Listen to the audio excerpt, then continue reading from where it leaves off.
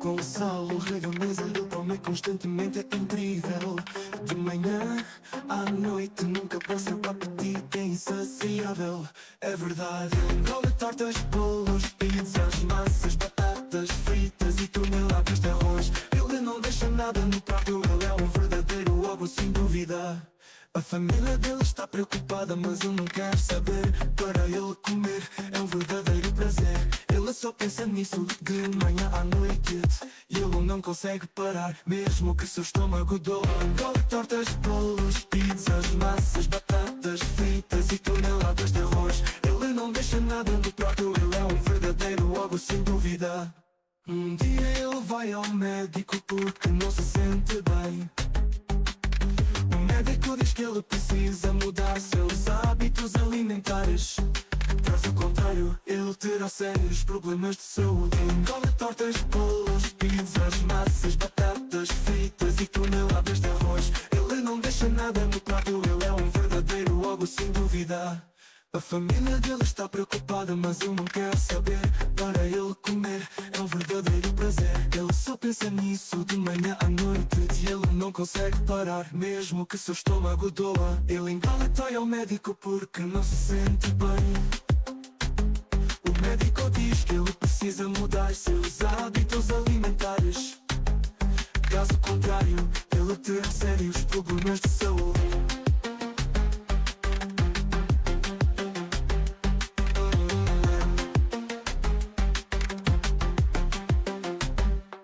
Gonçalo seguiu o conselho do médico. Ele começa a comer alimentos saudáveis e balanceados. Ele se sente muito melhor, está mais feliz do que nunca.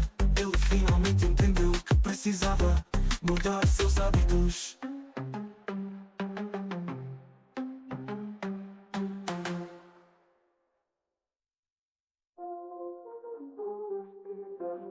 Batatas fritas e toneladas de arroz. Ele não deixa nada no prato, ele é um verdadeiro ogro sem dúvida. Um dia ele vai ao médico porque não se sente bem. O médico diz que ele precisa mudar seus hábitos alimentares. Caso contrário, ele terá sérios problemas de saúde.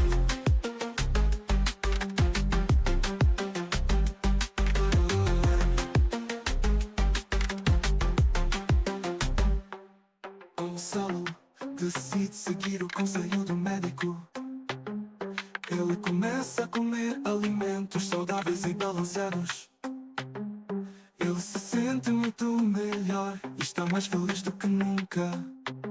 Ele finalmente entendeu que precisava mudar seus hábitos.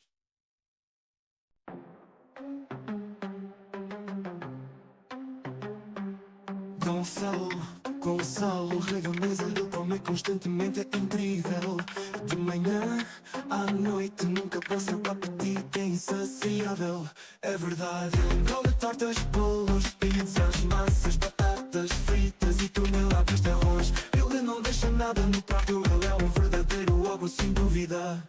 A família dele está preocupada, mas ele não quer saber. Para ele comer é um verdadeiro prazer. Ele só pensa nisso de manhã à noite, e ele não consegue parar, mesmo que seu estômago doa. Engole tortas, bolos, pizzas, massas, batatas fritas e toneladas de arroz. Ele não deixa nada no prato, ele é um verdadeiro ogro sem dúvida. Um dia ele vai ao médico porque não se sente bem. O médico diz que ele precisa mudar seus hábitos alimentares. Caso contrário, ele terá sérios problemas de saúde. Engole tortas, bolos, pizzas, massas, batatas fritas e toneladas de arroz. Ele não deixa nada no prato, ele é um verdadeiro ogro sem dúvida. A família dele está preocupada, mas ele não quer saber. Para ele comer é um verdadeiro prazer. Ele só pensa nisso de manhã à noite, e ele não consegue parar, mesmo que seu estômago doa. Ele engole e vai ao médico porque não se sente bem. O médico diz que ele precisa mudar seus hábitos alimentares. Caso contrário, ele terá sérios problemas de saúde.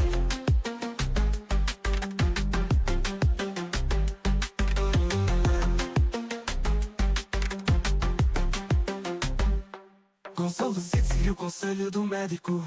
Ele começa a comer alimentos saudáveis e balanceados. Ele se sente muito melhor, está mais feliz do que nunca. Ele finalmente entendeu que precisava mudar seus hábitos.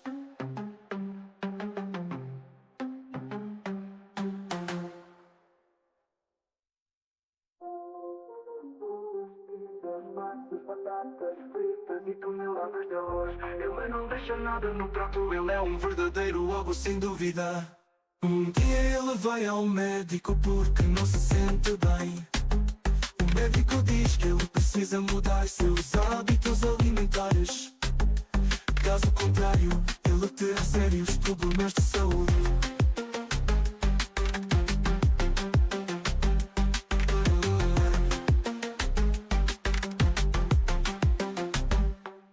Gonçalo decide seguir o conselho do médico. Ele começa a comer alimentos saudáveis e balanceados. Ele se sente muito melhor. So guys, welcome back to another live stream. I hope you all had an amazing day. So today, we're gonna be talking about... No, I'm not gonna talk later. I told you already. I'm not here to already have a headache. I'm not gonna talk about something retarded to have another fucking headache. I don't care. I don't care. I don't care. It's not something that I care. It's not something that I care. It's not important. It is not going to change the life. It's not going to change reality. So I don't care. So guys, welcome to the live stream. Today we're going to talk about the harsh truth like always. We always do this every single week at the beginning of the week. You guys are going to say, why the fuck did I change the scene? Why do you have the camera at the bottom left? And chat and shit.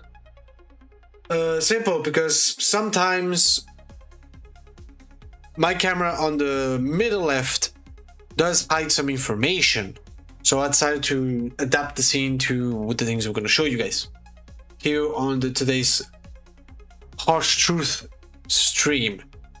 So like always, we always do this, bro. Go subscribe to Myron Gaines.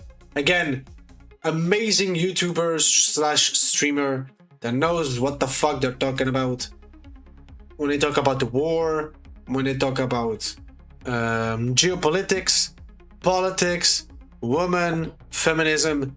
They're just the best. They're just the fucking best. Same thing as Riyadh, two brothers. They knows how to talk about the truth, go extract information, connect the dots, show us the proof, and of course, making sense.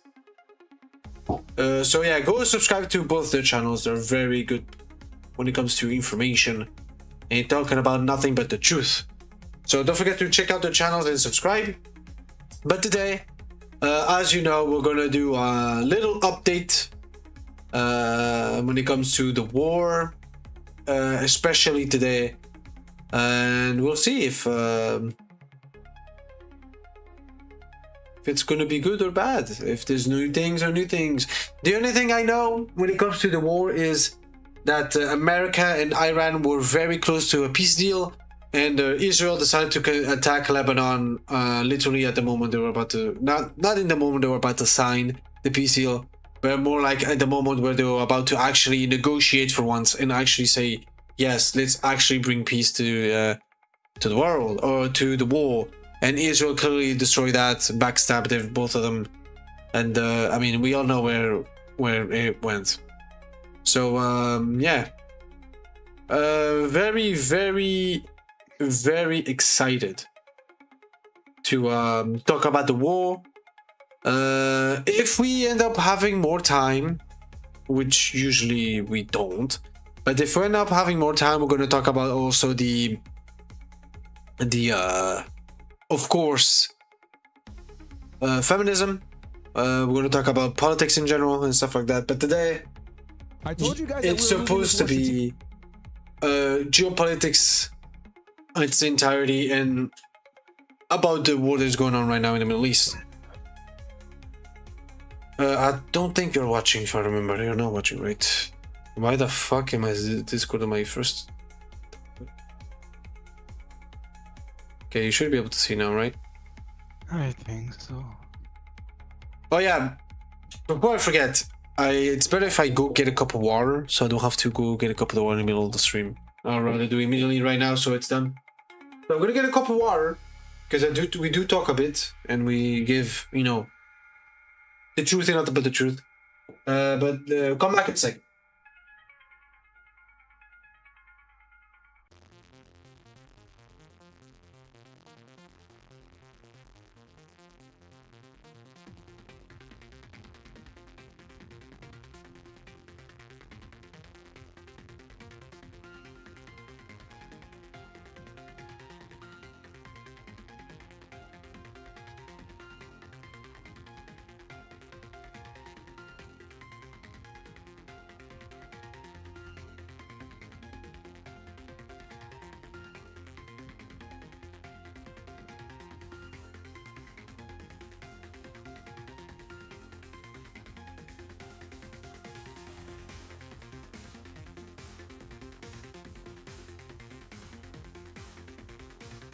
There you go, we got a cup of water. We keep ourselves hydrated. For today's stream, very excited, very excited. Let's go. Let's go. Talk about the harsh truth and nothing but the truth. Because we all know that's what we want.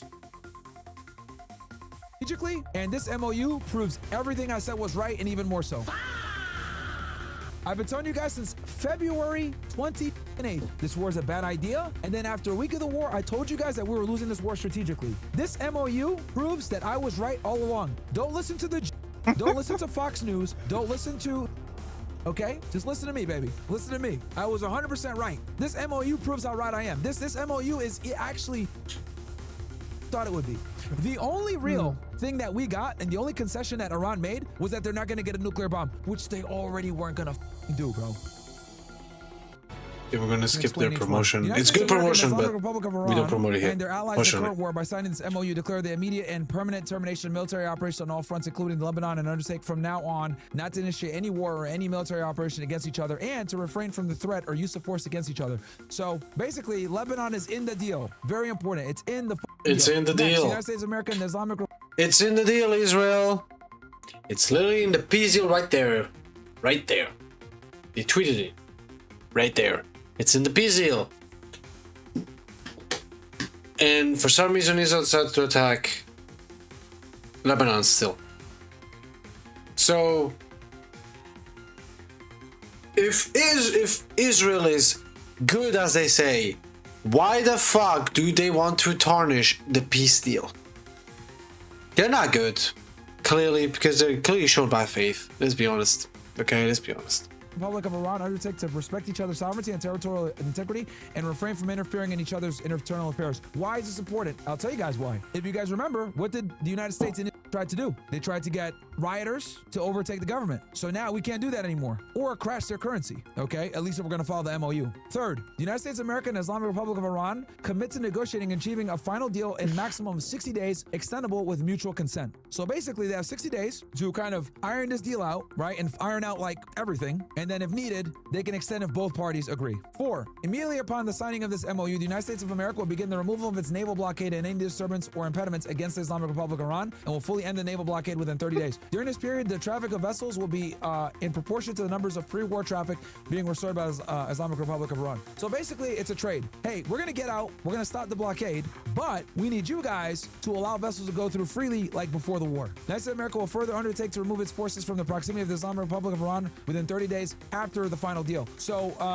we don't know what that means exactly, but I think that's going to mean a significant amount of our military bases. Ain't no way they're going to let the United States maintain the same level of yeah, probably. They're probably not going to let them in the region anymore. Upon signing this MOU, Islamic Republic of Iran will make arrangements using its best efforts for the safe passage of commercial vessels with no charge for 60 days, only from the Persian Gulf to the Sea of Oman and vice versa. The traffic of commercial vessels will immediately start, and considering the need for removing the technical and military obstacles and demining the Islamic Republic of Iran will be stated within 30 days. So basically, for 60 days, they're not going to charge vessels. But that does not mean that they can't charge vessels after the 60 days in perpetuity. That's important. And just so you guys know also, Iran has already made a government agency to collect tolls from the vessels. So it's happening. It's happening. Okay, we're just like delaying it a little bit so it doesn't look as bad in the deal. The United States of America undertakes that its regional partners to develop a definitive mutually agreed plan with at least $200 billion for the reconstruction and economic development of So let me get this straight. America uses people's dollars to go into war, and now they're gonna have to pay by using the people's dollars to rebuild what they could have prevented from happening. That's what we call a dumbass right there. Islamic Republic of Iran. Now, are we paying for this? No. The Gulf partners are other Asia businesses, etc. But still looks bad optically, because this is exactly what he went after Obama for. 7. The United States of America undertakes to terminate all types of sanctions against the Islamic Republic of Iran, including the United Nations Council resolutions, IAEA Board of Governors resolutions on all unilateral U.S. sanctions, primary and secondary, in an agreed-upon schedule as part of the final deal. The Islamic Republic of Iran and the United States of America acknowledge the critical importance of the sanctions termination issue above mentioned. Now, just so you guys know, the sanctions termination is why Iran does any deal, okay? Sanction removal has always been objective number one for Iran. So this is a big W for them. Now, are they lifting all the sanctions immediately? No. But they are going to start with sanctioning and giving waivers so they can sell some of their oil, put on the market, and everybody wins because Iran's able to sell their oil and the price of Brent crude drops precipitously. 8. The Islamic Republic of Iran reaffirms that it shall not procure or develop nuclear weapons. I love that they put reaffirm. I don't understand why they why would they put this on the peace deal? Iran never wanted nuclear weapon. They never wanted nuclear weapons. I'd say the only time they wanted nuclear weapons, it's pretty much, I would say right now, because of the war. They attacked them even though they were not getting nuclear weapons. So now, like, the only solution is to actually get one so they can actually defend themselves properly. And become a global power, pretty much. That's the only thing I see. But, you know, because they already affirmed that they wouldn't procure or develop nuclear weapons.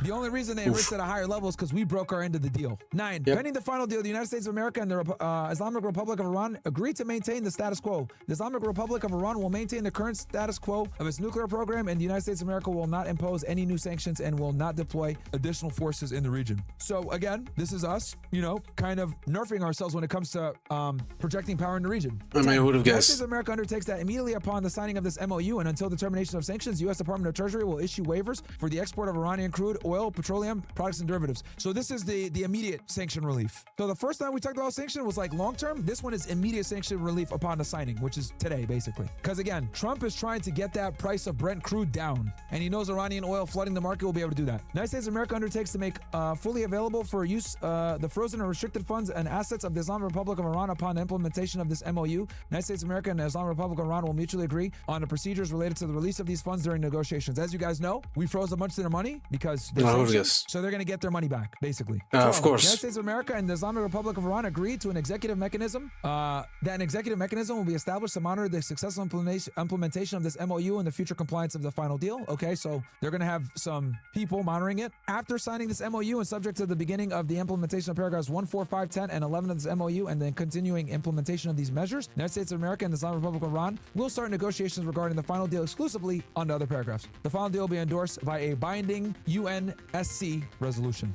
Yeah, bro, this is a W for Iran. Iran, Iran, they are the ones who won. They won the war. They literally won the war.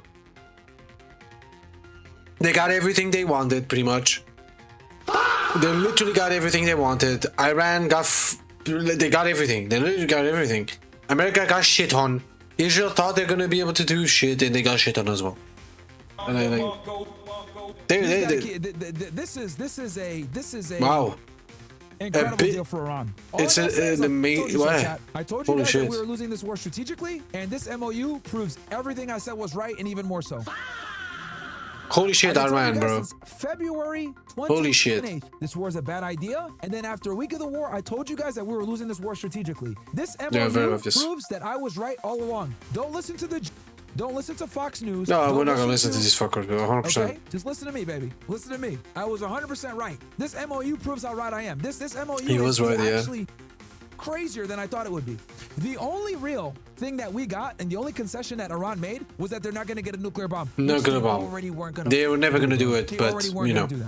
Anyway, Look, I don't want to like, you know, be an asshole and be like, I told you so, but I told you so. Yeah, And not told you you guys. so, You yeah. guys are smart. You guys watch me. You guys know I'm telling you all the truth. But Yeah, for we all know. the, We know. you know, All the stupid idiots. Yeah, give fuck, bro. Nick Mato, Dinesh Souza, all these people that try to tell me that I was wrong.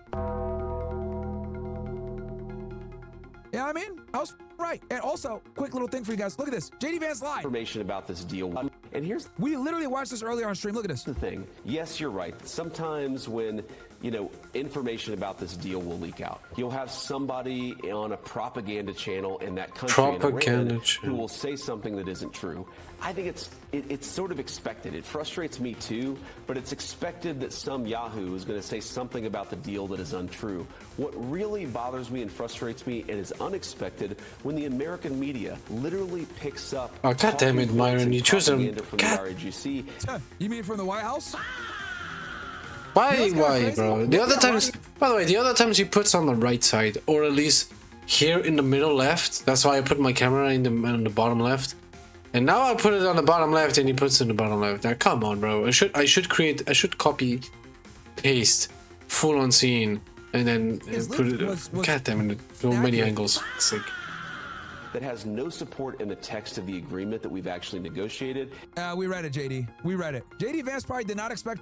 You know what I'm gonna do? I'm gonna do that actually.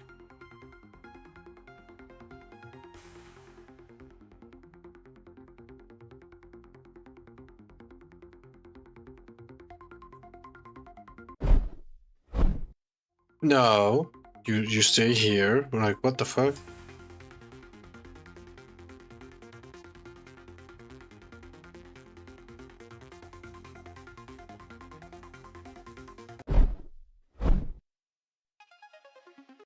There you go.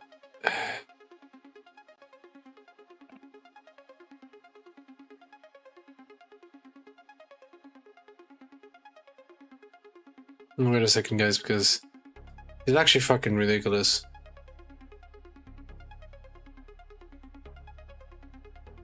Because every time, bro, every time I want to put it in a good position and shit like that, he always ends up putting it on the bottom left.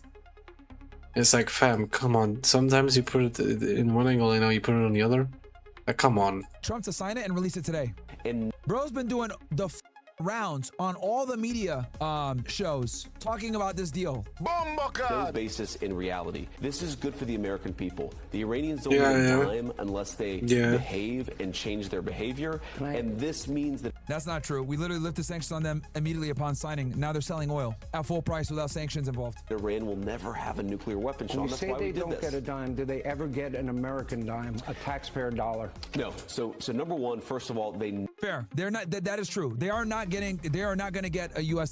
taxpayer dollar. The quality is not good on the They're video. definitely Goddamn. going to get the money that we held from them, as well as other niggas' tax dollars from China, from the Gulf states. never get a dime of American taxpayer money, ever. Full stop. Not even close. Okay. What we have said is there's a lot of economic benefit in the United States relieving a lot of sanctions and welcoming them back into the world economy. There's a lot of benefit there. Not American money, but there's a lot of economic prosperity that can flow from that. What the president said to them is, we want you to be a successful country. But for you to be a successful country, you've got to give up on this threat. You've got to give up on this desire to have a nuclear weapon. And if you do that, the United States... Bro, they never had a desire to get a nuclear weapon until we pulled out of. I'm about to say they never wanted a nuclear weapon. Trump, like after they destroyed the GPOA and going to this war, is what gave them the reason to do it. You are the ones who give them the reason. Like, cannot make this fucking up, bro. It's actually fucking insane how they don't like, bro. It's your guys' fault. The JCPOA, stop telling that lie, dude. Like, what the fuck? It was always about being a nuclear threshold state because the United States and Israel were acting crazy. is willing to have a much better relationship. So yeah, dude, absolutely crazy, absolutely crazy. And he- So anyway, yeah, this It's is my actually victory insane. lap. I told you, Iran strategically won the war. All the need to shut the up forever. I was right the whole time. Let's go, my nigga. But what you guys need to know Another is that war. once the Another United video. States Here we and go. Israel kill We Ali just keep Khamenei, going. who's the We keep supreme going. leader over the axis of resistance, which Let me change scene here, since this time he's on the top. includes Hezbollah, they were activated and they started to fight with Israel and shoot rockets into Israel. And And this There you is go. what prompted Israel See, to there you go. Now invade we have two scenes. Lebanon in March. Okay, that is how we are where we are now. Some politics. So let's go ahead and kind of get right into it. So the thing that really set things off was this tweet that came off from a guy named Ben Gvir. Now, you guys that watch my, my analysis, you guys know who Ben Gvir is, but I'm going to pretend that some of you guys are not familiar with who this guy is, or you guys are not familiar with my commentary on Israel. I've covered Ben Gvir extensively, but let's go ahead and talk about who he is. Okay. I mean, if it's another Jew, from the name, it's kind of obvious. Ben Gvir. Come on. That's Jewish, 100%. Guys, okay. Here he is. And I'm glad. Oh, I know who he is. He's a piece of shit from Israel, bro. That actually celebrates when people are noosed. And they literally get the sentence of death. For no reason. He celebrates that shit. He's a piece of shit. That the world is finally waking up to who this guy is. This I've been talking about cunt. this dude for years. He's a big This problem, fucking but here he is. cunt. Come on, Ben Gvir. He needs to be in fucking prison, this piece of shit. Okay, an 100%. an Israeli politician and lawyer who has served as the Minister of National Security since 2022, Incredible. except for a 2-month gap in early 2025. He is the leader of Utzma Yehudit, Jewish Power, an Israeli far-right Kahanist and anti-Arab party, which won seats in the 2022 legislative election and is part of the 37th government of Israel. What you guys need to know about this guy is that he is a far-right, radical, religious zealot, okay? You know, they complain a lot about Iran being run by mullahs, and religious zealots. This guy is worse. Okay? This guy's a piece of shit. This guy's a lot worse. This guy's a piece of shit. Yeah, 100%. To give you guys an example, he is known for being a provocateur and has attracted headlines for a variety of reasons, threatening Prime Minister Yitzhak Rabin on live television in 1995, shortly before his assassination. For those of you guys that don't know, Yitzhak Rabin orchestrated the Oslo Accords back in 1993 with Yasser Arafat. They were a legendary peace movement. It was the closest we ever come to a two-state solution, and it was supposed to get to that point eventually. It never. No way, bro.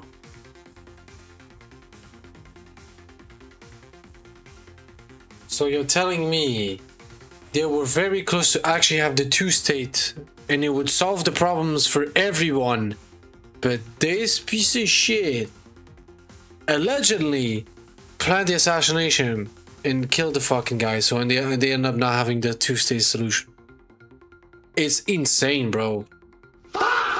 It's actually insane. What the fuck?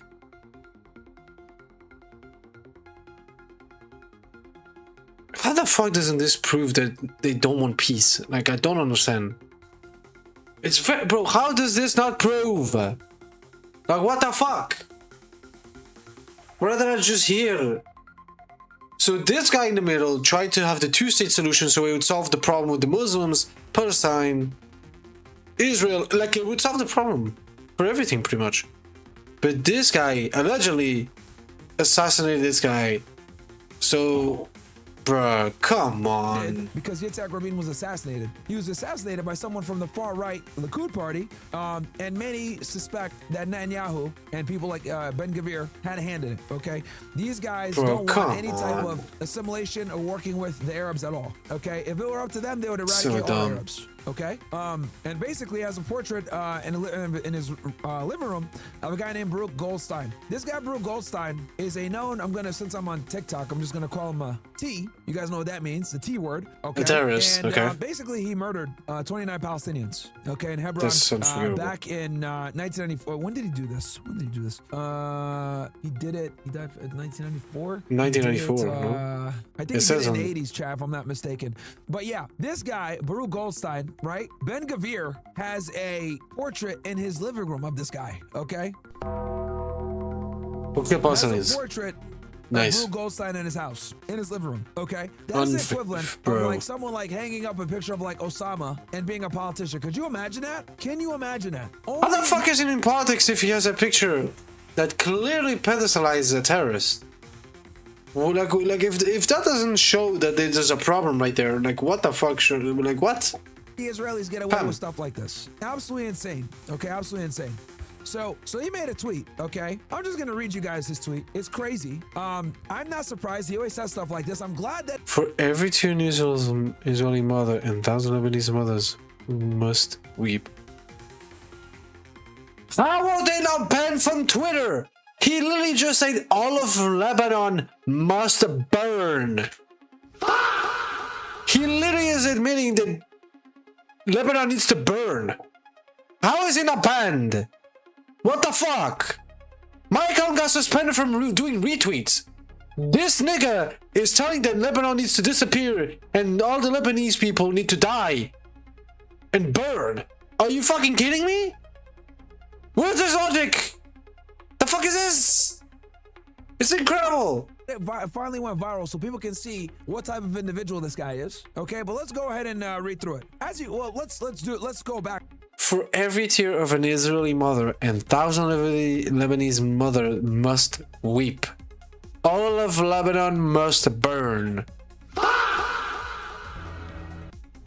What the fuck? With all due respect to the Americans, Israel must make it clear to the entire world that blood on... Nigga, you're the one who started the war with America. If you didn't, nothing would have happened. Like, they're trying to play the victim card even though they're the aggressors. It's actually insane. It's actually fucking insane. Holy shit, they're trying to play the victim card even though they're the ones who attacked in the first place. If you didn't attack or if you didn't go to war, nothing would have happened to both sides, you fucking retard. Oh, bro.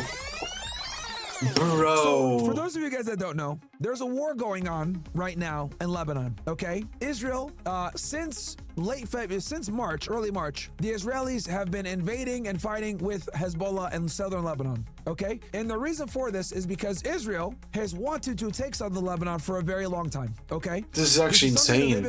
It's actually fucking insane. 1982, chat, okay? It's something that they've been wanting to do for a very, very long time, all right? And the reason why they want to take it is because strategically speaking, it's incredibly important for them to hold southern Lebanon as a security buffer, okay? Translation, they want to occupy it, okay? They want to conquer, of course, that makes sense. You guys know what I'm talking about, okay? And we're going to talk about where some of the fighting is happening, okay? So we go on a map here, as you guys can see here. Here's Israel, okay? And Israel, as you guys can see, not a big country, right? This is the Middle East. This is a snapshot of the Middle East right here, okay? Iran is over here, okay? As you guys know, Iran has been fighting with Israel and the United States, okay? And they've been bombing all these different Gulf countries throughout the conflict, okay? So what's going on right now, guys, is there is lots of fighting in southern Lebanon.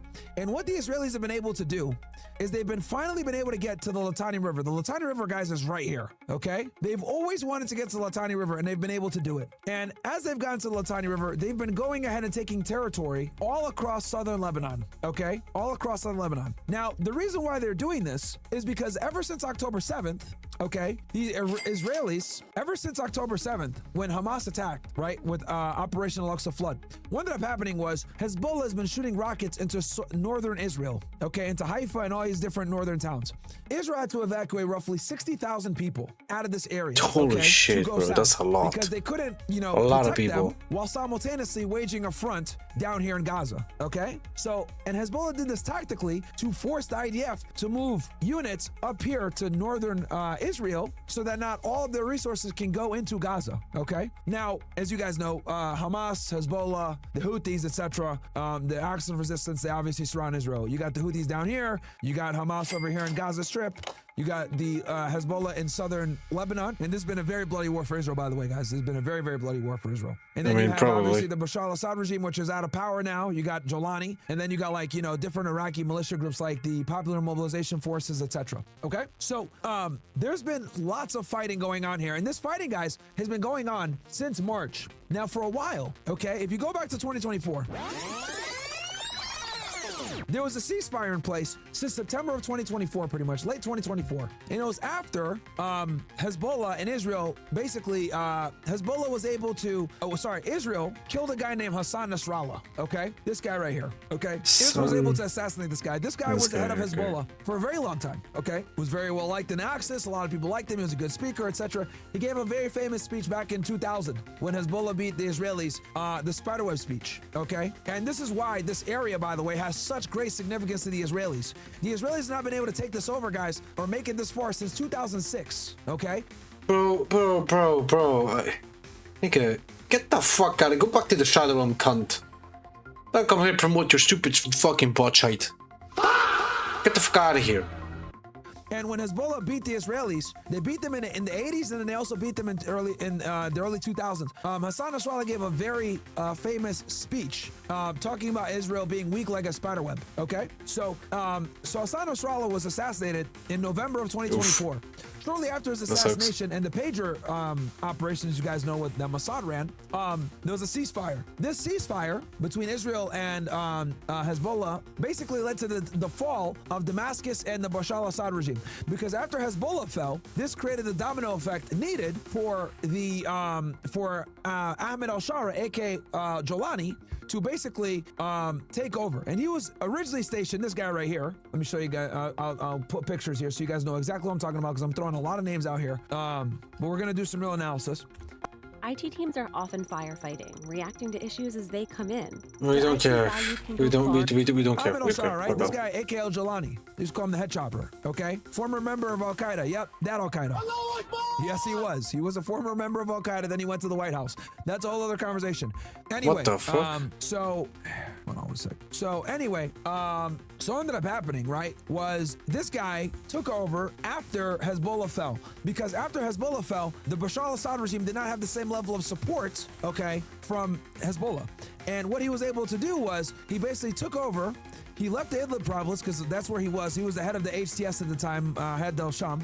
And he went into Aleppo, took over Aleppo, and then he worked his way down to Hama, Homs, and then he eventually took Damascus. And Bashar al-Assad, this guy had to run. He's currently in Russia, okay, on asylum for obvious reasons. He's currently hiding it out in Russia. Bashar al-Assad was always an ally of Putin, right? So after that was done, Ahmed al-Shara came in and took power. He's the current president of Syria, and he's normalized relations with the United States and with Israel. Obviously, of course. After the Hezbollah ceasefire happened, Israel and the United States played a huge role in supporting him in taking over Syria. Why? Because taking over Syria, okay, limits Hezbollah's ability to be replenished by Iran. As you guys know, Iran is the main backer of a lot of these Shiite militia groups. So Iran, what they would do is they'd move weapons, rockets, guns, all these other types of resources into Lebanon, okay, via Syria. Once Ahmed al-Shara took power, Iran's ability to get weapons and supplies into Lebanon was significantly reduced, okay?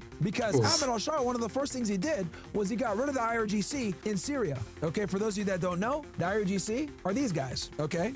These guys, okay? These are the guys that basically have been fighting Israel in the United States. They're the ones that run the ballistic missile program and the drone program out of Iran, okay? And they are the ones that do the main backing under the supreme leader of the acts of resistance that are based in Iraq, Syria, Lebanon, and obviously Yemen. All different resistance groups, right? That fight Israel. So when the IRGC and Iran was no longer able to back Hezbollah because Ahmed al-Shara kicked them out, that obviously weakened Hezbollah and it put them in a very bad spot. So Hezbollah, for almost a year and a half, had a ceasefire with Iran. However, this all changed on February 28th. We all know what happened on February 28th. The United States and Israel did a joint strike, okay, and attacked and killed Ali Khamenei, okay, the supreme leader of Iran. Now, Hezbollah warned that if they killed Ali Khamenei, that Hezbollah would get activated and the ceasefire would be over, and they would fight with Israel. And after they killed Ali Khamenei, okay, Hezbollah was activated and they joined the war. They officially joined the conflict, okay? This prompted Israel to invade Lebanon. Okay, that's how this all started. So there was a ceasefire. The ceasefire officially, well, which by the way, Israel violated it 10,000 times. Of course they did. Of course. Of course they fucking did. They always fucking do it. They always fucking do it. Of course they fucking did, like 10,000 times, of course. That Israel violated the ceasefire so many times. But what you guys need to know is that once the United States and Israel killed Ali Khamenei, who is the supreme leader over the axis of resistance, which includes Hezbollah, they were activated and they started to fight with Israel and shoot rockets into Israel. And this is what prompted Israel to invade Lebanon in March, okay? That is how we are where we are now. So Israel has been in on a military crusade, essentially, to take land in southern Lebanon. And the reason why they are taking land is because southern Lebanon is run by Hezbollah. Okay, and Hezbollah are these guys right here. Let's put a picture to the name. Okay, this is them. Okay, They were created back in 1982 because of Israel invading Lebanon to go after the PLO. Quick little history for you guys. For those of you guys that are wondering, that's how Hezbollah was created. They were created literally to fight Israel in the early 80s when they invaded to try to take out the Palestinian Liberation Organization, the PLO, run by a guy named Yasser Arafat.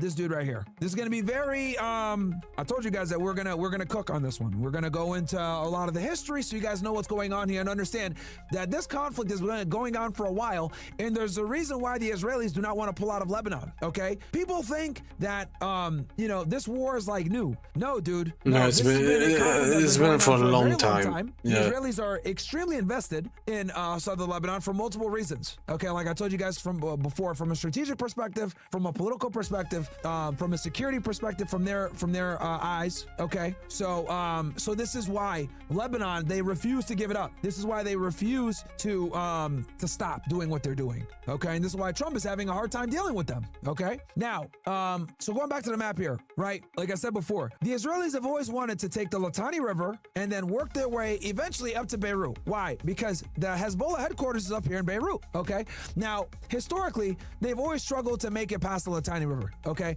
Hezbollah is a very capable fighting force. They always fuck up the Israelis when they fight. The Israelis have a tough time fighting back. So what they're able to do is they're always able to push them back because southern Lebanon, okay, is booby trapped everywhere. There's bunkers, there's rockets. A lot of the villages, a lot of the homes store rockets, and they're able to attack the Israelis, ambush the Israelis. Also, the Hezbollah is very good with drones. Very, very good with drones. Okay, as you guys know, drone warfare is where it is nowadays. Right, that is the new warfare. This is how Ukraine is able to, you know, still fight with and maintain some type of parity with the Russians. Okay, drone warfare is the new warfare. Okay, and Hezbollah has absolutely been using quite a bit of drones against the Israelis because the Israelis have been, you know, moving very slowly, you know, shooting artillery, using tanks, you know, trying to segue in with the tanks, and Hezbollah's just been destroying them with drones. Okay, so a lot of the fighting, guys, have been concentrated at a certain castle. Okay, so this castle right here. Okay, so I'm going to explain to you guys why the Israelis are having a very tough time with stopping the conflict. I'm going to tell you right banned, now. bitch. So castle, nice try to promote your shit. I saw that. Beautiful castle, right? Go to the shadow round, bitch. Is very important. Okay, and the Israelis were able to take it. Okay, and this castle, the reason why it's so important, guys, is because it's in a strategically advantageous position. You're able to overlook everything. Okay, and this castle also has quite a bit of historical and political reference as well. The Israelis were able to take it and they raised a flag over it. Okay, this is a castle that was actually, I think it goes back to the Crusades if I'm not mistaken. Yeah, Belfort Castle, known locally as Kalat el-Shakif. Kalat el-Shakif. Shakif Arnun, is a Crusader fortress in Nabatea Governorate, southern Lebanon, about 1 kilometer to the southeast of the village of Arnun. There was a fortification on the site before it was captured by Fulk, king of Jerusalem, in 1139, and construction of the Crusader castle probably began soon after. For those of you guys that don't know, Lebanon has a huge Christian population. Almost half the population is Christian, by the way. Okay? Forgot to tell you guys that. Lebanon has a huge Christian population. Okay? Christian Arabs, lots of them here. Lots of them. Wait. Of a bunch of Christians, why the fuck are we not defending Lebanon? This is why I'm... Now it's like, There's a lot of Christians, huh? Europe is doing nothing. America, they're trying to get the peace deal, so it's like, But why is Europe not doing anything? What they're doing, I know it's part of the Middle East, but they're attacking Christians, bro. Like, what the heck is this shit? So this castle obviously has a significant amount of political, historical, religious significance. And for the Israelis, this was a big W for them. So there's been lots of vicious fighting in this area, okay? Lots of vicious fighting in this area, okay? Israel took it, and Hezbollah has been violently fighting back to get this castle. Because, like I said before, this castle is in an extremely advantageous area where you're able to look at southern Lebanon, you can look at northern Israel, okay? You can see everything. You can see the West Bank even to a degree, Jerusalem. You can see it all because it's up on a hill. Okay, so very, very, very significant and very, very important. It was a big political win for the Israelis. Obviously, from has a security benefit. So the Israelis don't want to let this go, and Hezbollah is fighting to get it back. Okay, so a lot of the fighting has been concentrated in this area right here. Okay, right here where the castle is. Lots and lots of it. Okay, so they've passed the Litani River and they're up here. Damn. Now it's up to like to wait, what? Oh, come on, bro. Wait, what happened?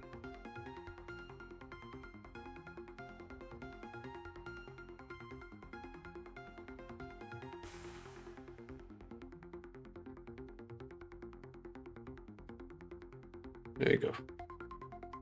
It's time to like to Riyadh now. Let's go. Let's go. Fucking interesting. Let me see if I can find this shit real quick. Let's see. Legend CED says, "What are you doing on Riyadh's channel, Fresh? Very funny. Thank you for the super chat, nigga." Iran remains on the target board. It's only 5 minutes. Though. Yeah, that's one. And I don't know. Do you think there's a chance that Trump will attack Iran again? We're seeing new troop transport planes being transferred from, I believe, the Ukrainian battlefield towards the region. There are some ominous signs. Trump obviously can't accept any Iranian conditions, and Iran isn't really afraid of the United States attacking again because they, as Robert Kagan has acknowledged, have checkmated the U.S. Do you think this is possible? Maybe on his way out, he launches some strikes as sort of a parting gift, a consolation prize, a door prize to disappointed neocons like Robert Kagan and, of course, the government. But in terms of a kinetic war to overthrow the government, I think that part is over because, as Robert Kagan said, he's lost because of Iran's leverage over the Strait of Hormuz and its ability. Yeah, not just Strait of Hormuz, if I'd be honest. I think it's more than that, but okay. Complicit. A bit more, just a bit. Trump is, can't go too far in attacking Iran because he has such close financial ties to them, and so there's only so much he can do. So I think he's lost. At best, I think in terms of warfare, maybe some parting strikes on his way out, but in terms of a full-blown regime change campaign, I think that's over. But at the same time, do I see Trump reaching a deal with Iran, engaging in serious diplomacy? No way. This guy can't do diplomacy, especially with Iran, which he's got so much contempt for because Iran has been defiant of him. It's humiliated him as it has, U.S. hegemony for many decades now, and sort of being a deterrent. And that's kind of the difficult position that Trump finds himself in, guys. This is why you guys are getting such a wild discrepancy between like what Iran says versus what Trump says. Trump says, oh, they want to make a deal. They want to make a deal. The Strait of Hormuz is going to be open soon. Don't worry. We have a deal imminent, right? And it's like, okay. And then you look at Iran and they're like, we didn't even talk to these niggas. And like, look, I'm not telling you guys to trust like Iranian state media, but like, ask yourself, if a deal is imminent, like Trump said, did it happen? No, it didn't. So who's telling the truth? The Iranians have been telling the truth, right? Yeah. So it's like, it's absolutely ridiculous. And right? that's been like the kind of advice we'd had to take is, in the beginning what Trump would say, it's like the boy who cried wolf. We were like, oh, okay, Trump is saying they may be close to a deal. Everybody hang on. JD Vance is in Islamabad. Hang on, guys. We might have something cooking up here. And then what Iran said ends up being right. And then Iran continuously just becomes vindicated. Time after claim after claim after claim.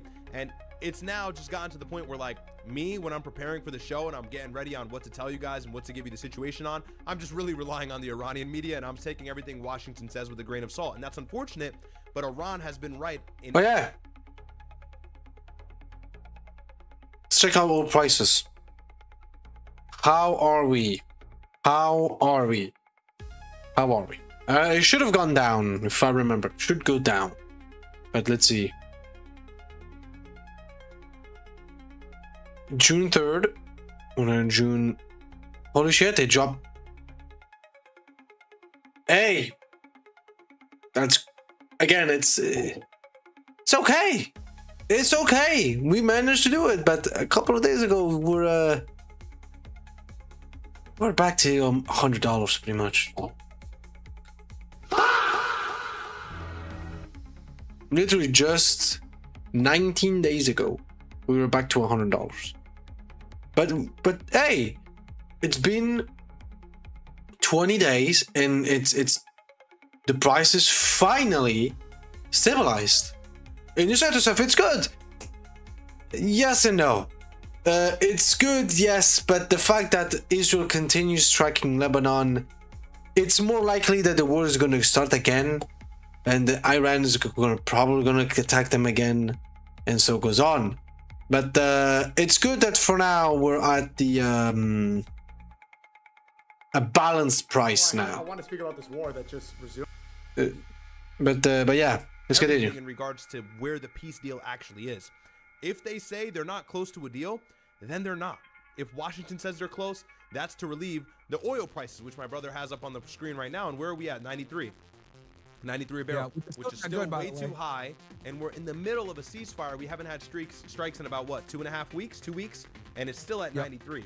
And some experts and some oil experts are saying that it's going to take maybe even a year or so for oil to get back to like 70, or that normal range where it was before the war even started. And so you guys are going to see inflated gas prices for a while. You know, it might go down a little, but they'll be inflated for some time. And also keep in mind, there was another, I was watching an interview somewhere. They were saying that the reserves are going to start dropping. Like we're going to start seeing gas spikes in July or so, because reserves are going to go down. So that's something else you got to understand. Keep in mind that we've released, you know, strategic reserves to like keep the price stabilized. You know, we've released a lot of reserve, strategic reserve oil to keep the price stabilized, and it's still sitting at 90. For you guys who don't remember or don't know, a barrel of Brent before the war was sitting at about $60, chat. Okay, like I think February 22nd it was like $63. Now we're sitting at 90. That's crazy. Right, a curve on U.S. power. So, especially, and you've covered this, Max, like him recently appointing, or the Trump administration recently appointing Nick Stewart. Nick Stewart of the Foundation for the Defense of Democracies, which is in his front group. Facts. Steve Witkoff's so-called negotiating team. There's no way he reaches a deal that builds on the JCPOA, the one that he walked away from. Yep. So I think at best we're getting a frozen conflict. He'll have to concede Iran controlling the Strait of Hormuz and charging tolls there, because probably will Iran pay for its reconstruction from all the damage which are now, that by the way, Trump and his caused. being branded as they have to find a way to fund charges. that, and Trump's not going to pay reparations. Say that again, Riyad. Go ahead. So the tolls in the Strait of Hormuz are now being rebranded by what seems to be Washington as environmental charges. Environmental charges. That look a little less painful. Yeah. Ron is charging all these ships, nigga. Okay, they're making tons of money on every ship. It ain't no environmental charge. It's a war tax for the United States' inadequacy of actually decapitating the regime. So now they're going to make sure they leverage that waterway for who knows how long, the foreseeable future. And not only that, like they're never not gonna charge. Like I'm like, bro, congratulations. The Trump administration created a new revenue source for Iran forever. Congratulations. So stupid, bro. It was stupid. Absolutely so stupid.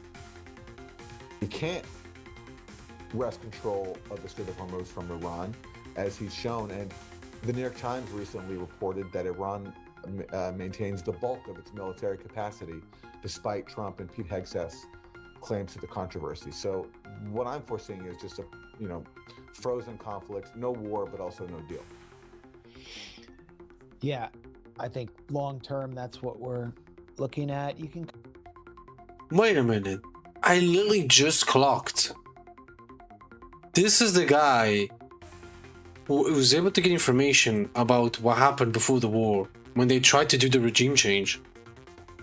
The different terrorist groups that tried to create violence in Iran so the population could turn on the government. He's the one who actually managed to post about it. One of the people, at least. I just fucking clocked that it's him. Damn. I was concentrating on the information and stuff that I didn't even notice. I kind of hear that.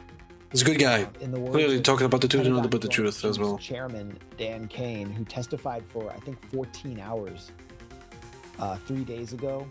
And this was a very revealing exchange in which Dan Kane, under questioning from Senator Dick Durbin, really couldn't point to any real victory and couldn't deny having been defeated or it's crazy, Aaron. Checkmated by Iran. That's funny. Could you explain to the American people why, with the vast investment we've made in national defense and military, how Iran, after they've been attacked by us, is still capable of stopping the traffic in the Straits of Hormuz. Ooh. It's a complex situation out there with a lot of different small boats that are out there and other capabilities. He cannot even. He's not denying it. Some of this is on the commercial. He's not denying it. That's it. That's funny. He's not denying it. Back to the main problem, and that's Iran holding the global economy hostage through the Straits. I would encourage them to think wisely about their next moves and to take the opportunity to open the Straits. They have that choice to make. You niggas have been threatening him this since February, bro. Yeah. Sorry, since March. Like empty threats on empty threats. Empty threats, bro. Like, you know what they did? It's the power plant. It's the bridges. It's the entire country. We're gonna send them to the Stone Age. Yeah. And the whole time they're just making money and they're doing building nothing. more missiles. By the way, that's per John Ratcliffe, the director of the CIA. He said they're at about 75%. Iran said, check that, actually, it's about 120. And so they've replenished all of their munitions. 120%, by the way. It's actually lower than they ever have been on their missile defense system. The Patriot missile interceptors and all the other ones were pretty low. And so we've been having to grab from other countries as we're stretched wide and thin throughout the region. And it's just a war of attrition to a T. And now, you know, it's just become who's gonna concede first, and this has been the situation since April. Who is going to show face first, who is going to look like the weaker person first, and that's whoever actually wants to make a deal and have some of their maximalist demands. And I have one thing to say: the only ones that are actually desperate to make a deal is literally Trump and America. Iran has said every time they're not making a deal, they're not talking to anybody, and Trump is trying to expose that idea. Like, bro, like, come on. You know, pulled back or reduced, and that's probably talk about the idea, so States people will have to do it. Deal with like, increased oil prices and the fact that Asia and Europe are also going to suffer from this as well, immensely more than we will. And also, look, it's the Gulf nations. We can't do anything with those Gulf nations there. If those Gulf nations were not there, or we had the capability of stopping Iran from attacking the Gulf nations in retribution for our attack on Tehran, we would have probably already destroyed Iran, or a lot of it. But because of the fact that we have to worry about Saudi Arabia and all these other countries, by the way, it's a holy season for the Muslims right now. Lots of Muslims on pilgrimage in the area. Yep. We can't launch the war the same way we did. Otherwise, the payment that we would have to suffer from would be far greater. And also think about this. Iran has had all this time to develop what would likely be an intricate plan in response to the United States attacking again with their replenished systems, which is probably going to be a worse result on the Gulf than it was on February 28th moving into March. Yeah, I'm gonna try to find the that thing from his page. I just built a budgeting app. What? How? Base 44. Look, it pulls out. We don't care. What the fuck? Dog shit fucking algorithm when it comes to fucking ads. Yeah, what is that? Jesus Christ. Probably Lebanon. Yeah, and there's no ceasefire at all happening in Lebanon. Yeah, there's That's none. not gonna happen. Like, Yeah, there's Trump none, and yeah. them are completely like delusional if they think the Israelis are gonna stop. Like, yeah, look, this is them bombing southern Lebanon, a water plant early, like a couple days ago. Well, here, while you're looking for that, take a look at this. This is what Ben Gvir said today. Oh, May 14th. Okay, this. I gotta go way fucking back. All right, yeah, see if you can go back. I'm gonna go way back to find this shit. So, Dahia, which is a suburb, or a suburb that is south of Beirut, with a bunch of Shia Muslims. Allegedly, it's this Hezbollah stronghold. Likely it is. But this is what Ben Gvir said today in regards to their plan with that region and what he was telling Bibi Netanyahu. Yes. Now it's in Hebrew, but I'll go ahead and translate it for you. And this is him likely speaking to media. So he says, there are 600 Hezbollah fighters who, God willing, were eliminated in recent weeks, but that is not enough. The Dahia needs to be flattened. We need to go after the Dahia, flatten it, and flatten it again. They're trying to make Gaza number 2.0. That's literally what he just said. They want to make Gaza 2.0. How doesn't this to prove that they are bad faith and they are actually a problem? Literally everyone. If they're willing to do this to a neighbor country. Like, bro, the fuck? Dear Prime Minister Bibi Netanyahu, I love you, I appreciate you, but it is time to flatten the Dahya, which is again that suburb that is south of Beirut with a ton of Shia Muslims. And this is him. And I'm assuming in Hebrew that means flatten Dahya. So, you know, pretty easy to translate that. Bro. There's a reason why this never does English. Does he even speak English, bro? That nigga never does English I've never interviews. heard him speak English. And it's because of how crude he is. It's because of how brassy. He's so bold in the things that he says. And he always highlights the actual goal of it. Honestly, Netanyahu's not even hiding it anymore. He's been saying that I want to send the military into southern Lebanon, and that's it. We need to worry about southern Lebanon. And what better time than right now during the ceasefire? And by the way, this is an element we haven't even mentioned yet, not to derail. We don't have peace in southern Lebanon, and that was one of the biggest stipulations for Iran to accept a ceasefire proposal. And so Netanyahu is on southern Lebanon right now. They just sieged the Balfour Castle, something that they haven't had in years, since 2000, and that's very significant and symbolic in the fact that the IDF is now trying to annex southern Lebanon again, because they haven't been there for 26 years. And that's a really good vantage point above the Litani River. And so, like, if the IDF is in control, how did this happen, bro? I think this former Crusader stronghold, so there's some symbolic significance there as well. But if the IDF is in control of that, there's no question they're going to continue to move north. They're going to do it aggressively. And the kill count is pretty high. I think one of your chatters I told you earlier is about 3,300 casualties on the IDF side, 3,000 for Hezbollah. As of about 2 days ago, we're looking at about 3,300 dead for the IDF and like about 3,000 dead for Hezbollah. And also, just so you guys know, anytime someone says, "Oh yeah, like the Iranians are like an evil theocracy," whatever, yo, just play them a clip of Ben Gvir, bro, and tell them, this guy, and just so you guys know, so you guys know, Ben like, is the worst, Ben bro. Gvir has. It's Think so of, like, bad. the Attorney General combined with the Secretary of Homeland Security. That is Ben Gvir's position, okay? And like a little DNI as well, because he's like the Minister of Security, right? Like he oversees like all he's the a law problem, bro. Let's be enforcement and, honest. like, all He's a the problem. border control. Okay, so he is basically the Attorney General alongside the Department of Homeland Security, alongside like avenues also like intelligence as well, because he oversees the Shin Bet. So anyway, which is their FBI. So here we go. Here's the clip that they were talking about. Here's Senator Durbin asking Kane questions. With the vast investment we've made in Let me turn this volume, make sure this volume up for you guys. And guys, if you're on YouTube, please like the video. Appreciate all the support. Thank you very much. Like the video, ninjas. Helps us out a ton. Make sure to like the video on my brother's channel, guys. Could you explain to the American people why, with the vast investment we've made in national defense and military, how Iran, after they've been attacked by us, is still capable of stopping the traffic in the Straits of Hormuz? Well, sure, it's a complex situation out there with a lot of different complex. The fact that they didn't even deny it just proves that they're fucking retarded. Situation. Interesting. Interesting. Well. Yeah, super complex.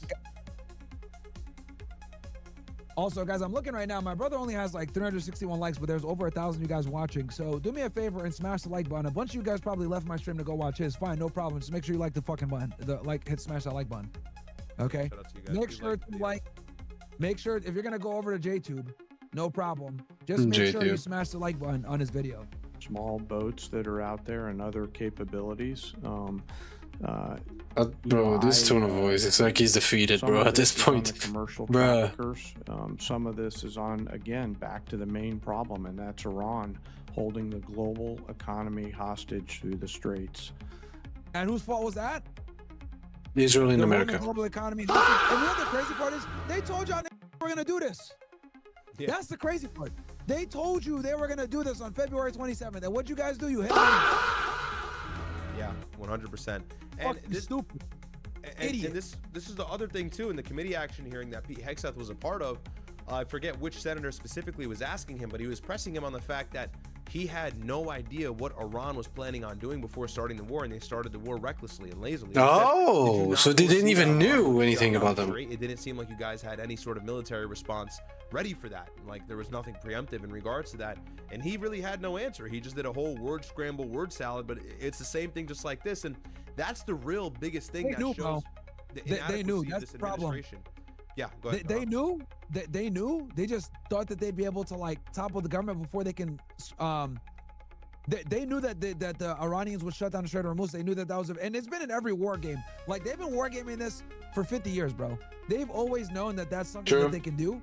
It's just that they thought they'd topple the government so severely that they wouldn't have the ability to do it and actually enforce it. That's what they thought. Yeah, and that likely comes from Netanyahu misinforming Trump as well as the Mossad. Of course, any sort of it's always on the bro. Ben Gvir.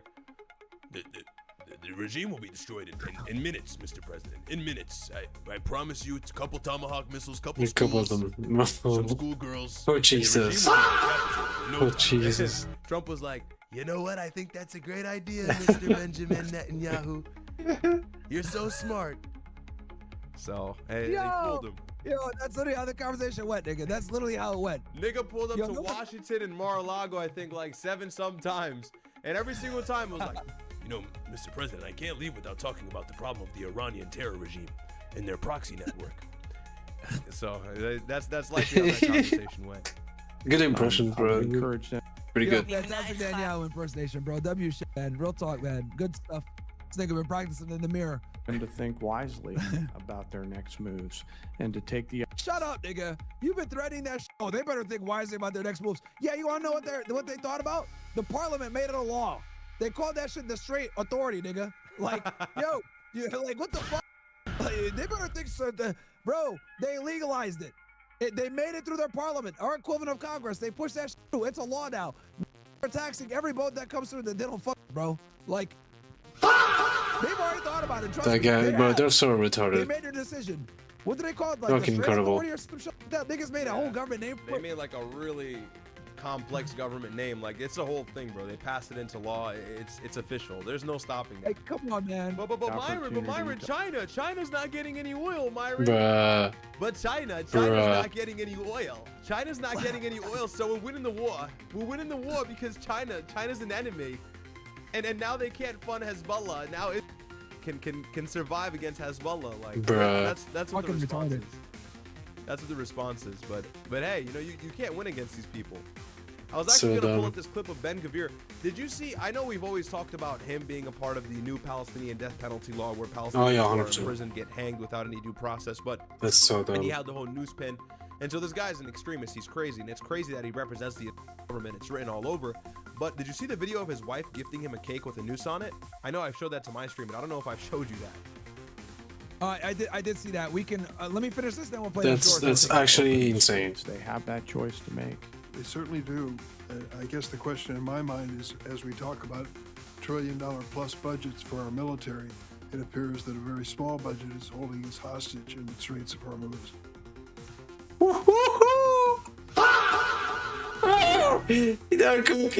They're cooking him, bro.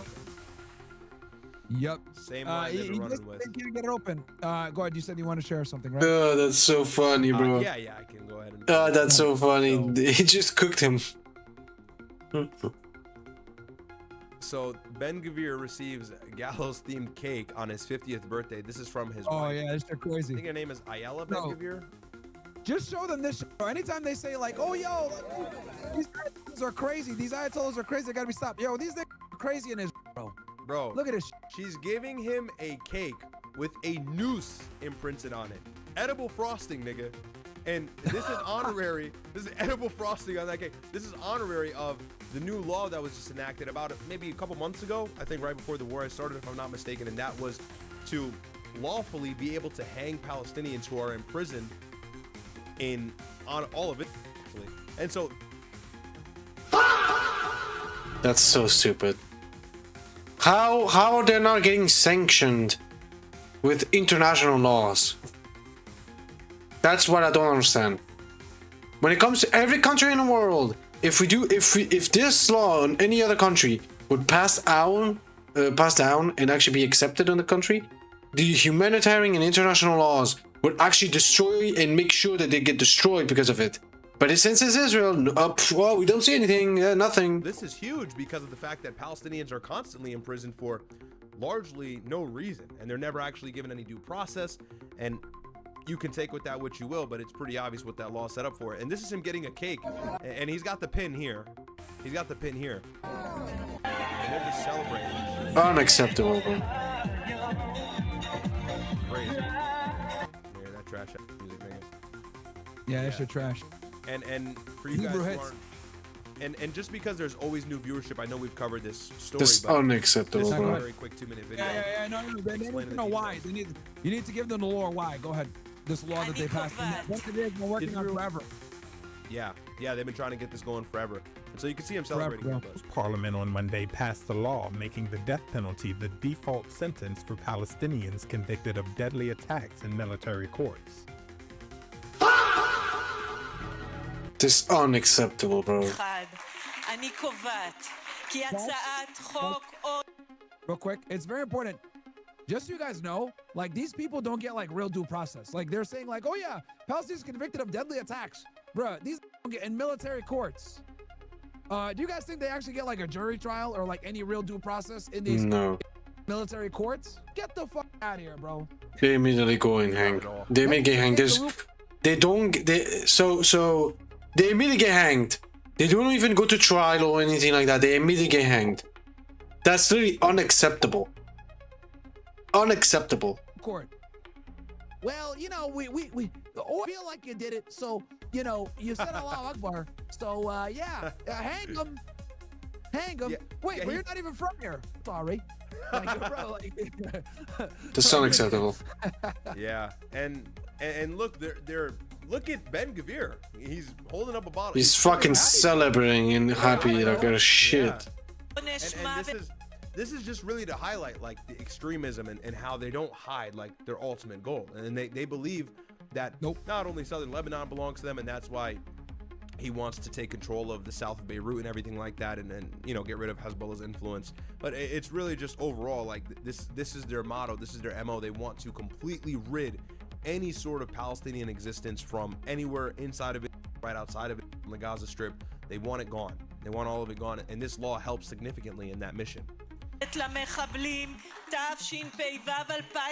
Unacceptable, bro.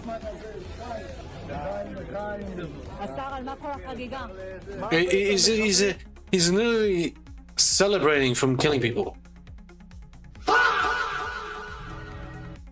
What the fuck am I looking at?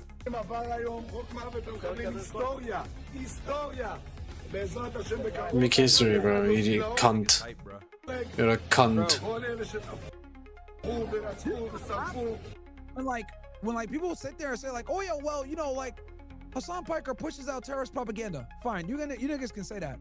But who are these fighting against? Yo, these niggas are popping champagne to like hang Palestinians like in some kangaroo court where it's like no real due process. Yeah, like, who's the real terrorist here? It's crazy. Who's the real terrorist here, bro? Fucking like, insane. If you guys are gonna sit there and be like, oh, Hamas, Hezbollah are terrorists, cool, no problem. I have no issue with that. But you're not gonna sit there and tell me the IDF aren't terrorists, bro. You're not gonna sit there and tell me this nigga's not crazy. This dude is more radical than all the criminal Akbar, bro. Yeah. Okay? It's just and that he this has is political power. He has political power. Like, that's the biggest thing as well. This guy's just not some nobody who tries to assemble on the street with a gun or a knife. Like, he has tons of political power. He can mobilize personnel, authorize personnel, the military. Like, so that's bad. He said he's like nigga, he's more powerful than our attorney general. Like, he's literally, guys, he is the equivalent of, let's like think of like Todd Blanche, aka Wapam Bonnie's old job, and like Christy Nome. Okay? Combined. Like, well, no, she's not just Secretary of Homeland Security anymore, but you guys get the point. Yeah. Like, it's literally Homeland Security and DOJ combined. That's this. That's juice this guy has. Pause. Yeah. Like, lots of pull, lots of leverage, lots of power. Insane power. And likely lots of money as well, you know? So. And Netanyahu can't cross this guy. You want to know why? Because there's a coalition of these. Him, Smotrich, etc. Netanyahu needed these guys, okay, to win. Okay? This is the Likud party, chat. This is like the far right Likud party. This, and Benjamin Netanyahu, just so you guys know, is the most moderate of the Likud party. All of them are like this. Like, kill the Arabs, we don't care, let's get rid of them, flatten his,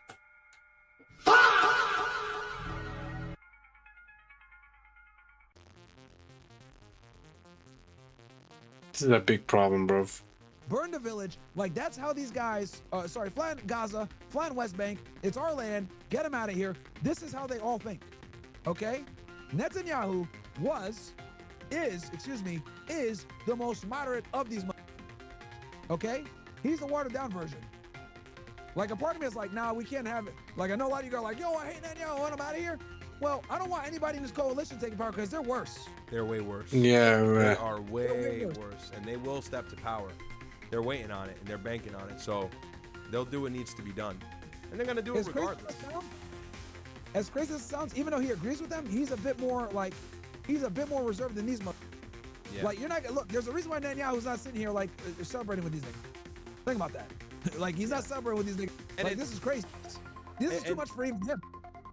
And the thing about Netanyahu is he's concerned about the optics of it, right? Yep. Obviously, he's wanted by the ICC. He's received global condemnation for his genocide in Gaza. And so for him, he has to kind of save face a little bit to some degree. But this guy doesn't have any vested interest in looking like the good guy, the bad guy. He just cares. Yeah, about he doesn't getting care. land. You know, like, that's all that matters to him. And removing any sort of Arab presence within the region. And so he won't shy away from his celebration or how happy he is in these victories that he's getting in passing parliament or anything like that.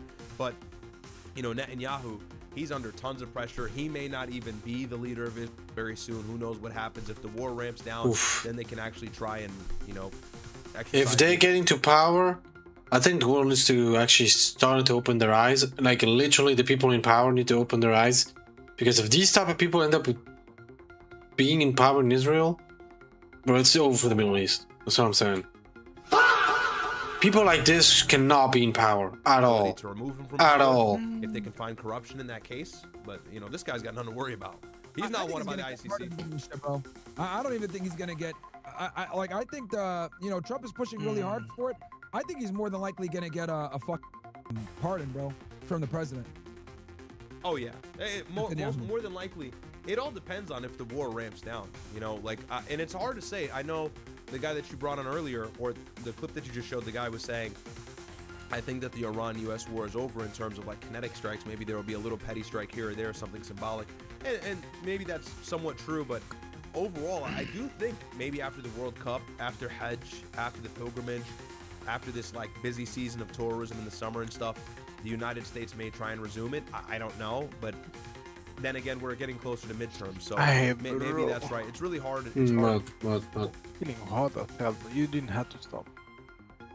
I mean, if I want to hear you properly, I need to stop the video so I can hear you properly. You hear me pretty well.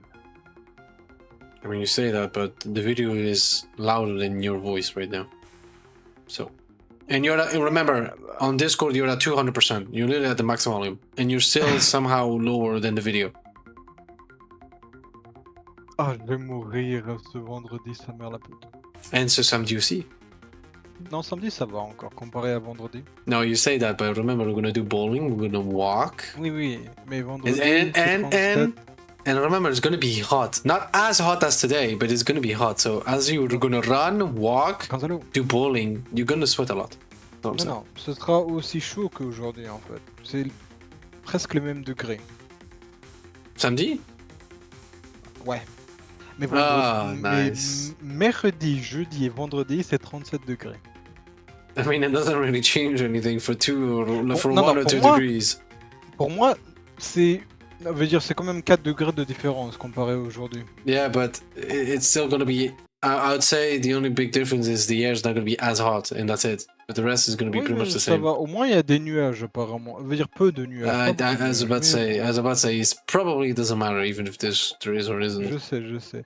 Mais ce mardi, veut dire demain, quand je vais devoir y aller, ça va. C'est les mêmes degrés qu'aujourd'hui, donc ça devrait aller. Mais ce vendredi, je dois aller. Ah, sa mère, s'il n'y a pas de la clim, je suis mort. Ouf. Parce que je vais devoir aller quelque part, bâtiment. Alors j'espère qu'il y a la clim parce que. Golf is cooked, and that's the biggest guarantee. Baltic, thank you so much for the 100, bro. I appreciate it. Shout out to you. Don DeMarco for you, my Yeah. friend. So yeah, as I was saying, if these extremists ends up getting in power and actually become the president of Israel, I'd say not even just. I'm not gonna say the Middle East. I'm gonna say the whole world needs to actually be cautious against these people. Like 100%, because they're worse than Benjamin Netanyahu. They're 10 times worse. World War 3. Shut up. Bro. Shut World up. War 3. You shut We the need fuck one. up. No, we don't. We do not. We do. We do not. Stop saying that. We need to reform the human. We need the supremacy. No, shut the fuck up. A higher race. You shut up. Shut up, It was a nigga. strong man that had Shut great up, nigga. ideas. We don't need it. Shut up. We do. W We thought need him back. Shut up, nigga. Shut up. It's true, bro. Shout out to you, man. We don't need gotta, that. Whoa, I stop. gotta figure out Stop. how the fuck- We all know who we need to get rid of. We just need to get rid of the Zionism and the Jews, and there you go. I think the world would be finally at peace, and we'd actually be able to do diplomacy between each other. I wouldn't It's the only say thing. It's the only one. That's peace, the only one. but more like Yes. I wouldn't say temporary. More like everyone What? agrees to not make war. That's it. It's not. No, peace, no, but it's not. No, we both know that doesn't work like that. Bro, in the Middle East they had peace between each other, and Israel continue attacking behind their back. No, No, what we need to j'ai do dit, is get rid of Gonzalo. them. Let's be honest here. Let's be honest. Gonzalo, that's what What? I'm saying. You said we need to get rid of them. And But then do diplomacy. That's what do diplomacy. The thing is, it's not Yes. gonna be peace. It's just gonna be no one attacks each other. It's still not peace, but it's something at this. No, like legit, the only ones causing problem to the world, it's them. They're legit the only ones. For like 100 years they've been doing problems. To at least to the modern economy. To the old ones, I would say, okay, there's World War II, there was a bunch of countries, there was this, there was that, and then the old wars from like the in the 1,000 years, there was the Muslims, and like there were multiple. But right now, the only problem, literally, it's them. If they disappeared, whoa, there you go. There's no more problem with the censorship and all that shit. Everything would be fine. And then we actually would be able to do diplomacy with other countries around the world. With no people doing the backstabbing. It'd be no problem. But they are legit the problem. They are the problem. Like, let's be honest. It's just no one wants to say it. They are the fucking problem. They are the problem. Like, these people are the problem. Let's be honest. They are the problem. Well, we have to. The truth is nothing but the truth. It's harsh, but it is what it is. I gotta figure out how we can play our sound. Yeah, I don't know how do I get it where Rad can hear my sound effects, I can hear his. We gotta fix that, man. You know, Josie was telling me how. I gotta get back into it and figure it out. There's a way to do it through Discord. There is a way to do it through Discord. But anyways, that's I mean, you guys get the point here. That was him celebrating over the law, and then they just go over like the detail with the Palestinian prisoners and how it goes. And here's him with the classic pin, not hiding. How is he showing to everyone in the media that he has a news right there? Like, how doesn't show that he's actually a problem to be in power? No shame whatsoever. It's actually insane. And yeah, so- these niggas. Yeah, but you're right. Netanyahu's a lot more politically correct, at least in some regard. You know, he tried to get on the Nelk Boys Burger King Whopper, but you know, with this nigga, he's just like, and it's just destroy everything. So, no hiding. Another video. Here we go. Okay, you know, Iran again. I know. I swear there's developments. I swear things happen. I swear things happen. There have been. Like that, I was about to say, it is true. We keep talking about Iran. But let's be honest, guys. Like they're not talking about the Epstein files. Let's be honest. Like we're waiting for them to actually publish about the stolen nuclear program that Israel has. We're still waiting on those documents to be published, or at least getting a response against to that shit into that regard. Like there's nothing. The only thing there is literally the war that we all know that the retards and the problems of the world is Israel. But that's pretty much it. So it's unfortunate that there's nothing else apart from this. Come out in regards to the MOU between the United States and Iran. So we'll look at that. We'll take a look. We'll see what actually the future holds for us in regards to this deal that me and Sneeko spoke about yesterday. We'll see what this means. Me and Sneeko read the alleged one. I don't know how true it really was, but it doesn't seem to be too far off from this one that we got out of Axios from Barack Ravid. So we'll read it. Something else came out. It seems like we have a better idea as to what this 12-point MOU or Memorandum of Understanding is between the United States and Iran. Spoiler alert, it's really nothing crazy. It really isn't anything crazy. It just seems to be a bunch of points that will be agreed upon and finalized once they actually get into more detailed and complex negotiations. So nothing really has happened as of yet, aside from the United States lifting their naval blockade, us already giving Iran some of their frozen assets back and giving them some of their money. That's been reported everywhere. And then also the Strait of Hormuz being partially open and being entirely open on... It took them 100 days to do this. And Israel's still attacking Lebanon. Probably. What should be now Friday. So those are the things that have been enacted already or are about to be enacted. And in regards to everything else, it's contingent upon successful negotiations over the next 60 days. So we'll read through it. I have it here from Axios. And then Trump also has been like kind of based today. I'm not going to lie. Trump has been like low-key a W. My chat is off. Sorry. Let me turn it back on. Let me turn it on. Let me turn it on. Let me turn it on. Browser. Let me refresh that. Okay. Hopefully it starts working now. 1-man operation. Okay. Give me a break. There it goes. Damn. All right. So, yeah. Oof. The situation in Iran, I know we've been talking about it forever and ever and ever, but I'm giving you all the updates though. And I said I wouldn't go live yesterday, but I had to go live today because Trump has just been like kind of on a W spree. Look, I'm not saying Trump is now a W and reverting back. Oh, 100% is not. Donald Trump is still an L. Donald Trump still started a war with Iran. Donald Trump's legislation has been for it and will Before continue Israel, to be for yep. it. Yep. This is all BS, and if you can't see through that, then you're just another fool who's gonna fall for the next ruse. However, he is kind of based today. You know, we'll enjoy some of this base Donald Trump rhetoric. He condemned it for bombing Lebanon for... Holy shit! It took him 115 days, pretty much, to condemn Israel from continuing to attack Lebanon as non-stop, even though they're trying to have a peace deal. Holy shit. It took him 115 days to realize that shit. It's actually insane. Like, come on. Like, finally, but at the same time, it's like, fam, you could have done it. Like, you could have realized that shit very, very fucking early in the fucking world. For the better part of the last 3 or 4 months now, really has been destroying Lebanon forever, but they've really ramped up ever since 2024 after they killed Hassan Nasrallah in that ceasefire. And so fucking insane, bro. You know, it's been the situation of just carpet bombing like they did in Gaza. So we'll really, it's been overdue that somebody in the United States has condemned it, because we haven't really got much explicit condemnation from, you know, prominent US leaders in regards to offensive in Lebanon. And it's kind of refreshing to see that. So he went crazy, and it's actually, I was watching it. I'm not even gonna lie. I was watching it with like a smile on my face. I reposted it on TikTok. I was like low-key hyped. And it reminds me, it's like, bro, if Trump was just a little bit more based on it. I'm not saying, like, look, people are unrealistic, and this is how you know I'm fair.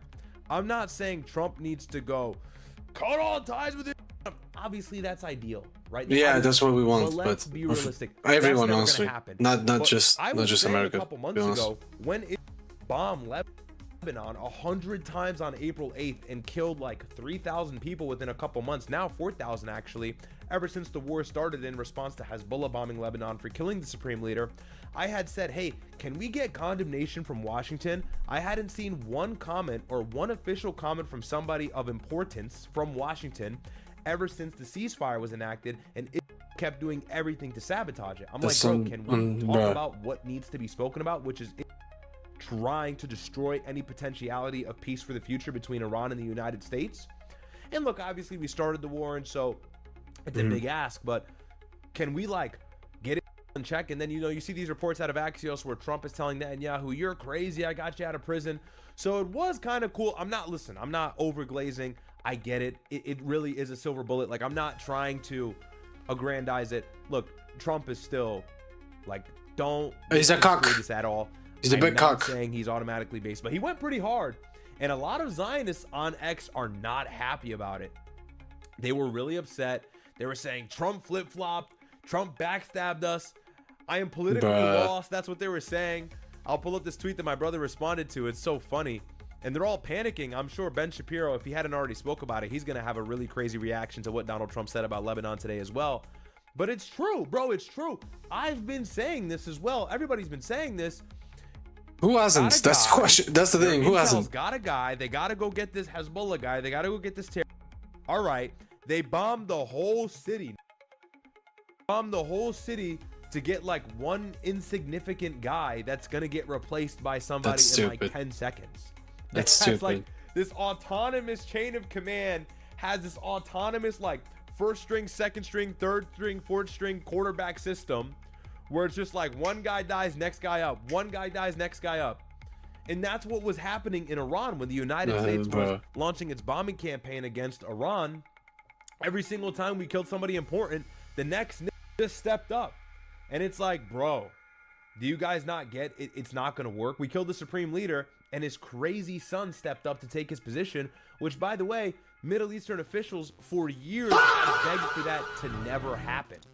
Saudi spokespeople were saying if the son of the supreme leader, Ali Khamenei, who is Mujtaba Khamenei, gets into power and overthrows or takes his father's spot for whatever reason, then we have a serious issue in the region. And yeah, who would guess? This is what happened. We got the regime change. But yeah, Trump was pretty based today. I'm not gonna lie. And now he's going after Gavin Newsom.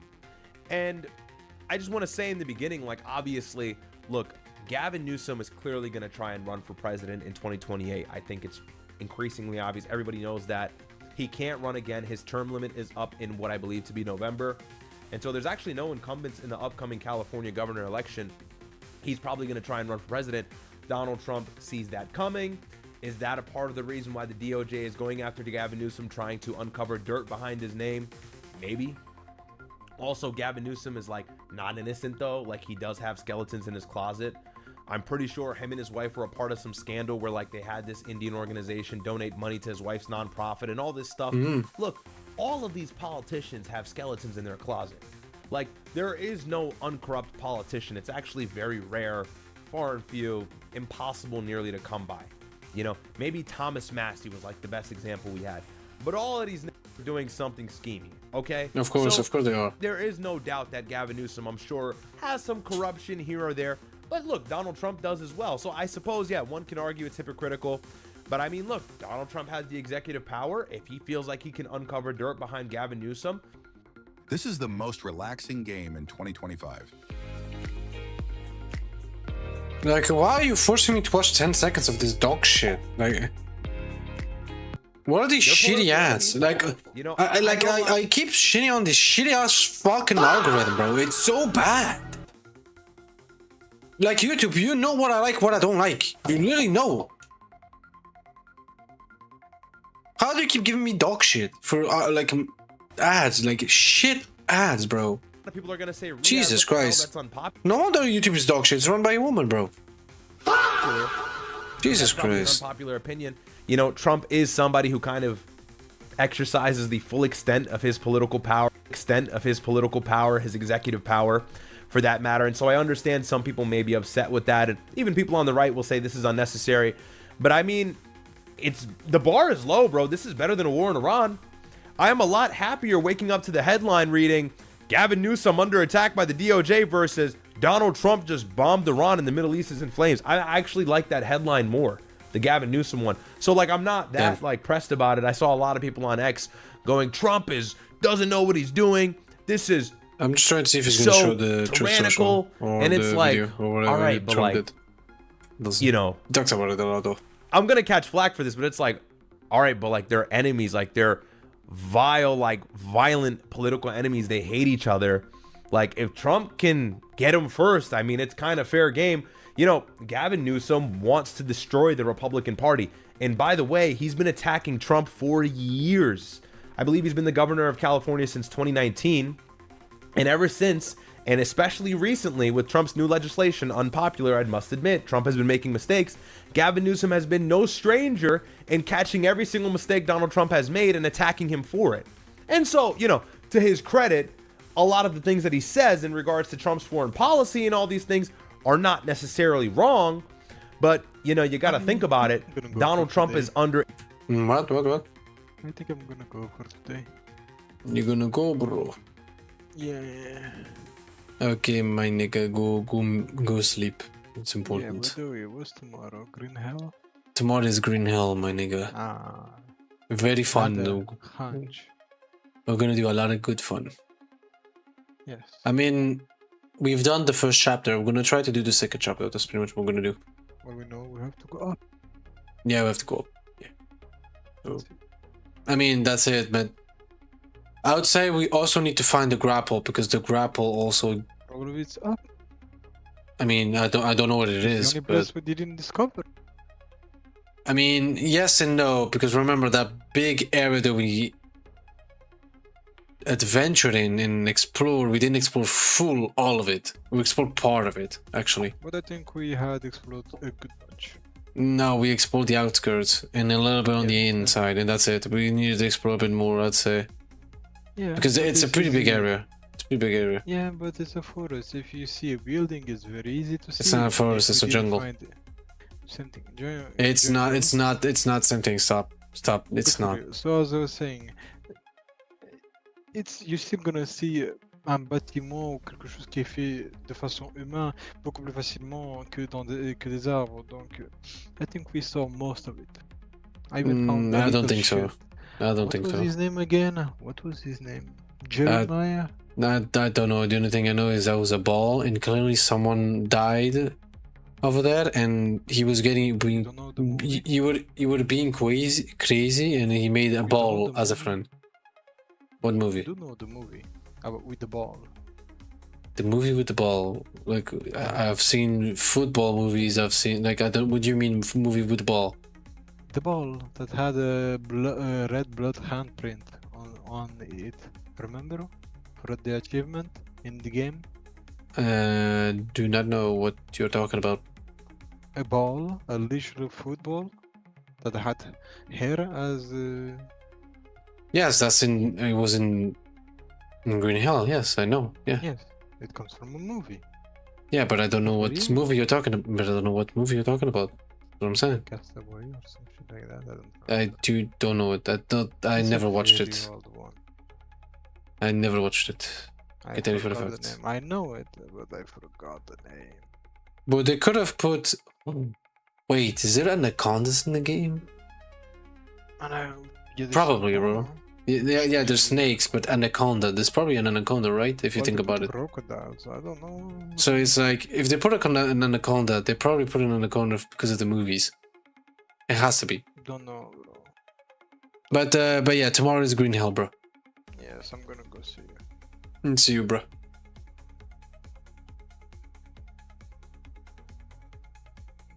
So only me and you guys Increasing now. pressure because Let's of the go. fact that he's had so many political L's over the last year. I mean, you got the Epstein files, you got the ICE deportations that failed, and now you got the Iran war and everything else in between, several things I'm not mentioning. You know, it's pretty easy for any Democrat to weaponize talking points against Trump. And so, you know, if he can take somebody out before they actually gain any momentum, he'll do that. Now, obviously, Trump is not going to run again. He can't, but maybe he's trying to open the door up or open the lane up a little bit wider for a JD Vance or a Marco Rubio. I don't know. JD Vance, I don't think it's a wide open race, really. Who knows what's going to happen? But it's safe to say, you know, if they can find something, well, then it's fair game, because a corrupt politician is a corrupt politician. With that being said, we all know Trump is corrupt. Okay, okay. I mean, it's we all know. Relax. Okay, we all know obvious. Trump is corrupt. Like, Yeah, I'm we know not that. about to play the whole like. I get it. Very you know, obvious. pumping $500,000 into Dell and then going, go buy Dell, go buy Dell. The poly market prediction with Nicolas Maduro, like, bro, I get it. Okay, I'm not gonna sit here and act like that's not the case. However, he's in power, and unfortunately, it is no secret that Donald Trump. Two things here. One, Donald Trump is, and I've said this before, he's a narcissistic egomaniac. Yeah, he really 100%. is. And that's why he's 100%. gotten to the position where he is currently. I mean, because he's so self-centered. That actually gets you somewhere. And in Donald Trump being that way, he goes after every single person who tries to defy and or challenge him. And, you know, he went after E. Jean Carroll, which I mean, how many women lie about rich, famous men doing things with them that they never did, and all of the false allegations. That's a W. You know, and so Trump takes this serious. You know, if he has an opponent, he'll go after them. So it's no different with JD Vance. But the thing about Donald Trump is he's going to face a lot of backlash coming up real soon. Backlash right now, yeah. If in the midterms in November, these Democrats take a good amount of seats in Congress and maybe even the Senate, not only is it going to be very difficult for Donald Trump to pass legislation moving forward, but they're going to try him for a lot of political corruption. And I'm not going to lie, bro, it's there for the taking. We all know that. We all know that. So he's doing what he can now. And obviously Gavin Newsom is mad, saying they've got nothing to find. And look, if they find nothing, well, then they find nothing. Yeah, Trump's being a little tyrannical. But if they find something, it's like, hey, wait, we found something, though. We found something, though. You're attacking Trump for being corrupt. Look, we all know Trump is corrupt, but Trump is like publicly the bad guy. Like everybody knows Trump is the bad guy. Okay. Yeah, we know this. Trump is not the good guy in any means. So like, there's no secret when we see Trump is doing some corrupt. Like everybody knows that. Gavin Newsom, however, plays a pretty face. And so if he's caught with some skeletons in his closet, it's a whole different game from the optics perspective, and that'll really hurt his political credibility moving into 2028, which can open the door a little bit wider and allow a Marco Rubio to sweep in, or a JD Vance, whatever it is, somebody from the GOP, because the GOP is about to get smoked. So Trump has got to do everything he can to open the doors up. And look, maybe the DOJ is just honestly investigating him. I know that's a far cry from truth, but you know, maybe there is some corruption. Maybe there are some context clues. Who knows? With the whole nonprofit situation, I think his wife took like $1.8 million or something like that in salary. That's a lot of money. You know, for some like nonprofit, all this. I don't know. I don't know the lore. We're gonna nonprofit. That's a lot of money. What the fuck? I'm gonna read an article and find out all the specifics about it. I don't pay attention to what Gavin Newsom is doing so closely. So we'll see what it is. Actually but ridiculous. He released a video statement. We'll react to that, and he was mad. He was mad. I mean, you know. So look, I want to conclude by saying I'm not in favor of just being tyrannical and attacking people for no reason, just because they oppose you. Look, if you're the president of the United States, people are going to hate you regardless. People are going to oppose you regardless. It's kind of like what comes with the role. That's the nature of the job of being the president of the U.S. And so, like, you know, that's shallow. I totally understand and can agree with that. But look, I mean, Gavin Newsom has put a big fat target on Trump's back and has attacked him for everything that he's done. So, you know, you want to stay on that island, you better die on that island. Trump is going to fight back. And that's the kind of person Trump is. And honestly, like, how did he not see this coming? You know, I mean, it's very obvious. You talk about Trump, he's going to respond. All of these, like, no-name celebrities, all of these insignificant people get name dropped on Trump's Truth Social just for attacking him. You know, Trump is very, very adamant on attacking people who try and derail him, who try and go against his policy, who try and make fun of him. He's attacked comedians. He's attacked A-list celebrities and movie actors. Like, I can't think of any off the top of my head, but we all know that, you know, and even Thomas Massie. Thomas Massie opposes legislation, and Trump was no stranger to attacking Thomas Massie in synonymity with the lobby. Obviously, Donald Trump, right before the elections for Kentucky's 4th Congressional District, he was saying, oh, third-rate Thomas Massie is the worst. He's the corrupt trash politician. He wrote like a whole essay on Truth Social just because Massie kind of opposed him in some legislation. And who knows the reason why. There's speculation, but ultimately, you know, Trump went after his neck. And so that's the kind of person Trump is. So there's no surprise there. We'll read that. Again, not a headline that's really making me lose sleep like the Iran one is. And then on top of that, Trump is going, I don't know what the hell Bibi is doing in Lebanon. So it's like, okay, micro W's, but look, it's all it's just like the Axios situation. Oh, Trump yelled at Bibi. Like, brother. And then Bibi bombs Lebanon anyways. So, you know, it's all just an act. Yeah, true. Cancel. Fuck off. Another one. The first one, if we're going in chronological order, is 4 days ago. It's either one of these, but we can start with either or. So Donald Trump obviously said in the beginning the United States will be hitting Iran, whose Navy, Air Force, all of this stuff are gone very hard tonight. At some point in a not too distant future, we will be taking Karg Island. And then obviously he says later on, based on the fact that discussions with the Islamic Republic of Iran have been How can you say you're going to attack to get something, and then at the end you don't do it, and then you say the opposite on another Truth Social post? It's actually insane. It's actually fucking insane. Brought to the highest level of Iranian leadership and approved. I have canceled the scheduled strike. Trump always chickens out. You gotta love the taco. He talked about this morning's attack, and then this one was fresh. These last two are most recent. The deal with the Islamic Republic of Iran is now complete. Congratulations to all. I hereby fully authorize the toll-free opening of the Strait of Hormuz and simultaneously herewith authorize the immediate removal of the United States naval blockade, ships of the world. Start your engines, let the oil flow.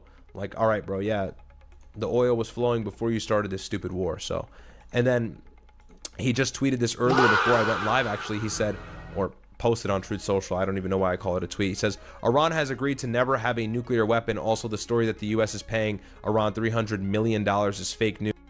How is that fake news? It's literally in the deal. We can see the deal. What do you want about? That's retarded. News put out by the Democrats, President Donald J. Trump. Yeah, we'll see about that, bro, because those frozen assets are going to add up and they're going to ask for them. If you want a peace deal, you're probably going to have to capitulate. But regardless of that, let's go over some of his answers to the press when he was sitting at G7. Let me see if I can go ahead and pull this up for you guys. So I favorited some clips here. Need to find the best way to learn math? It's brilliant.org. Brilliant's an effective and fun way to learn. Built for the way your mind actually I love works. watching 10 seconds of ad instead of 5 seconds now. Interactive. It's so great, YouTube. So great. I love to get rid of the fucking ad in 5 seconds instead of 10. I love 10 seconds, YouTube. I love 10 fucking seconds. At a certain point, we're gonna have to be forced to watch every single ad. It's fucking retarded. So this here, breaking Trump on the straight, it's toll-free. We had a little argument about that, but it's toll-free, so I don't think we're gonna need much help. So this is him being quoted in the video here, sitting with the French president. So let's take a listen. What do you expect from France? Well, I would love them to do that. I don't think we're going to need much help because we have an agreement where it's going to be open. We have an agreement? Are you sure? Are you sure? And it's toll-free. We had a little argument on that. It's so free, yeah. So I don't think we're going to need much help. But bro, for these past 100 days, you've been desperate to have a peace deal with Iran. How can you have the audacity to still have that ego mindset after being desperate for 100 days? Like, bruh. I don't think it's a bad idea to have a ship or two up here from a few countries. You'd be a great country to do it. Because you never know what happens, but I think it's going to be open, and I think it's going to be free sailing. We do want to see if we can... Free sailing! Yeah, sure, nigga. 100%. It's going to be 100% free sailing, bro. But this guy is delusional, I swear to God, bro. Straighten out the Lebanon thing, because it just seems... The Lebanon thing. Bro, the fact that you said it this way just shows that you don't care. Let's be honest, bro. Like, come on. It just never ends. Yeah, because you can't tell Israel to stop, actually. Like, why are you acting like you don't have anything to do with that? Control Israel, and then it'll certainly end. You're giving them the bombs, and then White House officials are also telling Reuters that they have the right to defend themselves and they can bomb Lebanon whenever they want effectively. Well, then, yeah, it's never going to end. You want to deal with Iran, you got to stop Israel from bombing Lebanon first. Have you not realized that's been the very piece that's sabotaging everything you work so hard for? Yeah, you know, he's so desperate to open the Strait of Hormuz, and look how he's bragging about it. And this is in response to all of the people saying, don't worry, the Strait of Hormuz is actually blocked because the US wants it to be blocked. No, you're not getting it. It's 5D chess. It's that's 5D chess because China, because China's not getting oil from the Gulf countries, so this is benefiting the US. Brother, Trump is literally pulling his hair out every night because gas is through the roof. Every single ally we have in the world is going to turn their backs on us because we've made them short of energy. The Gulf is being bombed as a result. We're blocking it on purpose. So let me get this straight. We got involved in these protests and we bombed Iran for 40 days and we did all of this nonsense and we wasted so much money and we killed a bunch of schoolgirls and bombed this school with a Tomahawk missile to block the strait. You're on to something and I'm just... Let's be honest, how the way it sounds, it doesn't sound good. Let's be honest. Completely wrong. Right. Despite Trump always talking about and leading with the strait. Every single time Trump mentions Iran, It's leading with the Strait of Hormuz. The strait will be open. The oil will flow. Operation Freedom. No. It's 5D chess, bro. Trust me. Like, and it's the cult from MAGA. Bro. It's like, bro, just give it up. And honestly, public service announcement to anybody who's still MAGA. Bro, don't worry. We're not going to think you're a left-winger. We're not going to think you're a progressive. We're not going to think you're a Democrat, even though you're fearful of being called these things. We're not going to think that, look, I'm on the right. I will always be on the right. And I hate what Trump is doing. And I oppose this administration. It's very simple. People think that if they oppose Trump and all these mistakes he's making, that they'll be labeled as like some liberal, crazy. No, you're actually just throwing your credibility down the drain is what you're doing. You're tanking your credibility. You're front-facing looking stupid. You look like an idiot defending the war. You're making it seem like there's some beneficial strategic purpose for the United States to start this war. No one. All to defend Trump. You're losing credibility as a result. Just give up. It's a sinking ship. Jump off the ship. Just do what Marjorie Greene did. Do what Joe Kent did. Do what Tulsi Gabbard did. Even though they were probably told to leave. Maybe not Joe Kent, but Tulsi Gabbard definitely was told to leave. And Marjorie Greene actually is probably told to leave. But just jump off the ship. Just give it up. Midterms come around. Democrats are going to have a lot of political sway. They're going to operate and they're going to own a lot of legislation within the House. A lot of seats will be flipped. Thomas Massey's cooked. Bro, this Trump administration is Israel. Just get off. Just forget it. Like, let it go. Let it go.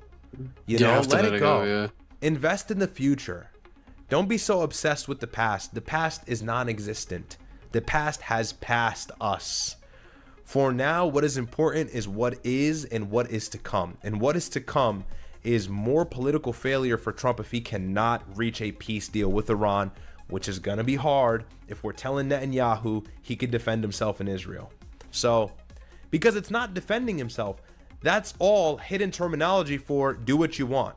We won't reprimand you. We won't condemn you. We won't stop supporting you financially, militarily. Do what you want. That's what that is. That's not actually self-defense. Never has been. That's a mini version of what we were doing, and it should not be tough.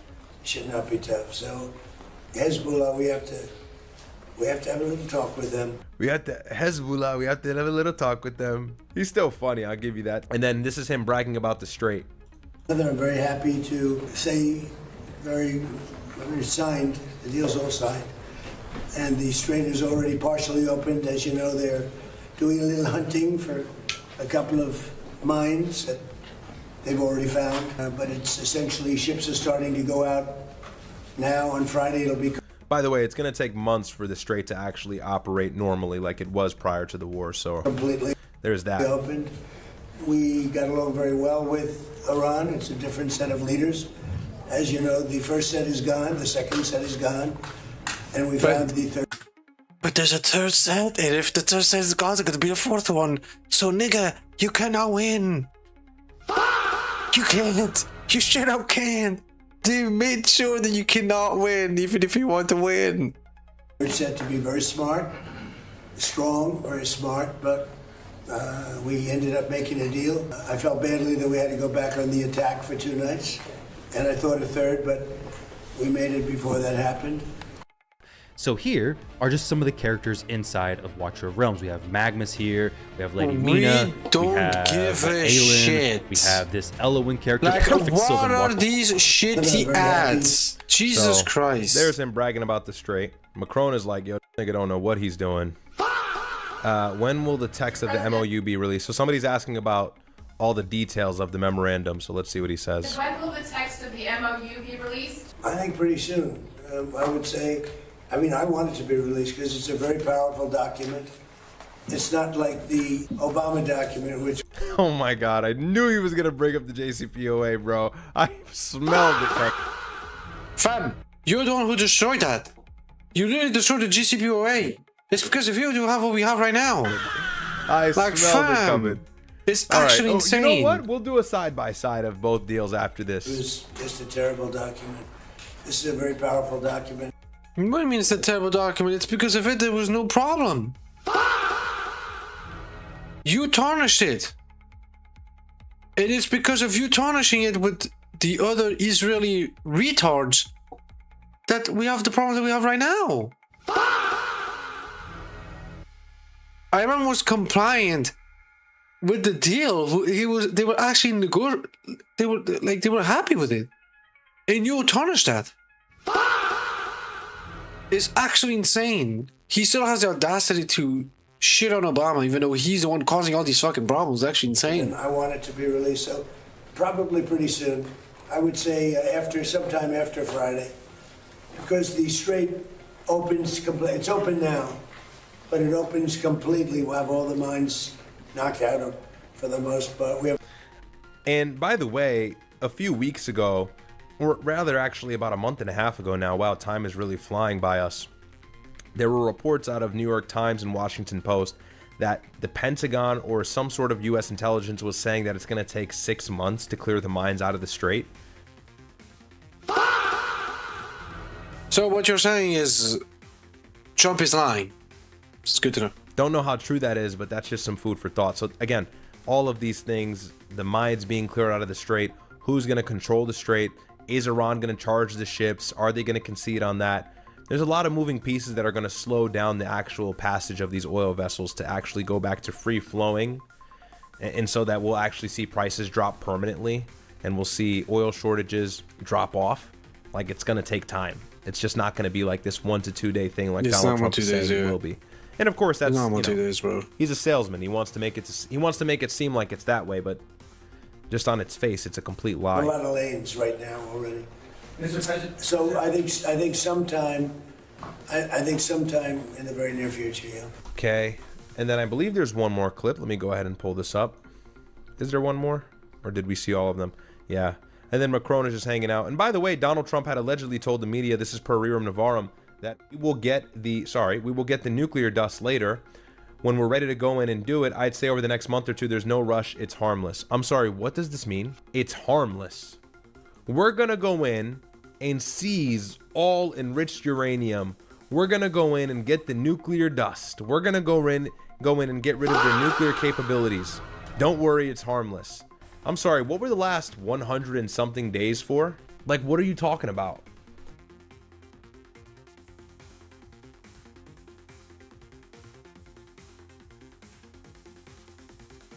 At this point, I have to say, is he a clown? Like, I have to say it. What is going on? And why are you saying such a thing if you're actually about to reach a peace deal? That's like very antagonistic. That's provocative. Bro, you're reaching a peace deal and you're gonna say this? Do you really think now they want to actually give up the nuclear shit? Bro. Do what I mean, bro. Why do humans always do dumb shit, bro? They always do fucking dumb shit. They are crying something amazing, but then they do something dumb. It's like, hey, we're about to go sign this deal with Iran, but don't worry, we'll get the nuke stuff later. And remember what we started this war for. That's so dumb. It was to take it. It was to get rid of the enriched uranium. It was to rid Iran of all of their nuclear power or their potential nuclear power. It was to rid the regime of its vicious, tyrannical, theocratic leadership, this Islamic terroristic leadership. Got none of that.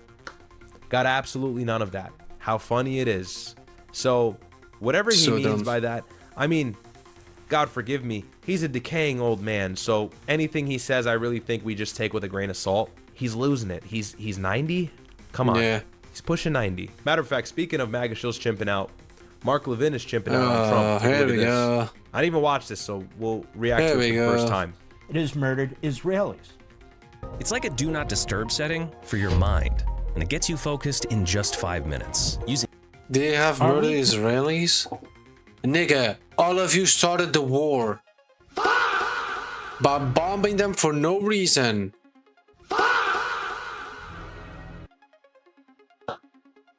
This would never happen if you didn't be the aggressors in the first place. Again, like they always want to play the stupid fucking victim card way. Oh my gosh, we are dying. But we attacked them first. But oh no, it doesn't matter if we attack them first. We were getting hit. It's like, fam, like that's retarded. You are the one who caused the problem. What do you think is gonna happen? The consequences are gonna come to your face. It's logical. It's logic. Hello. You make a choice. That choice can come with consequences. You made a choice to attack Iran. What do you think Iran's gonna do? Just gonna sit there and say, you know what? Hey, we're not gonna do anything. No, of course they're gonna attack you, bro. Like, what? Committed to protecting Hezbollah so it can continue to attack Israel and continue to brutalize the people in Lebanon?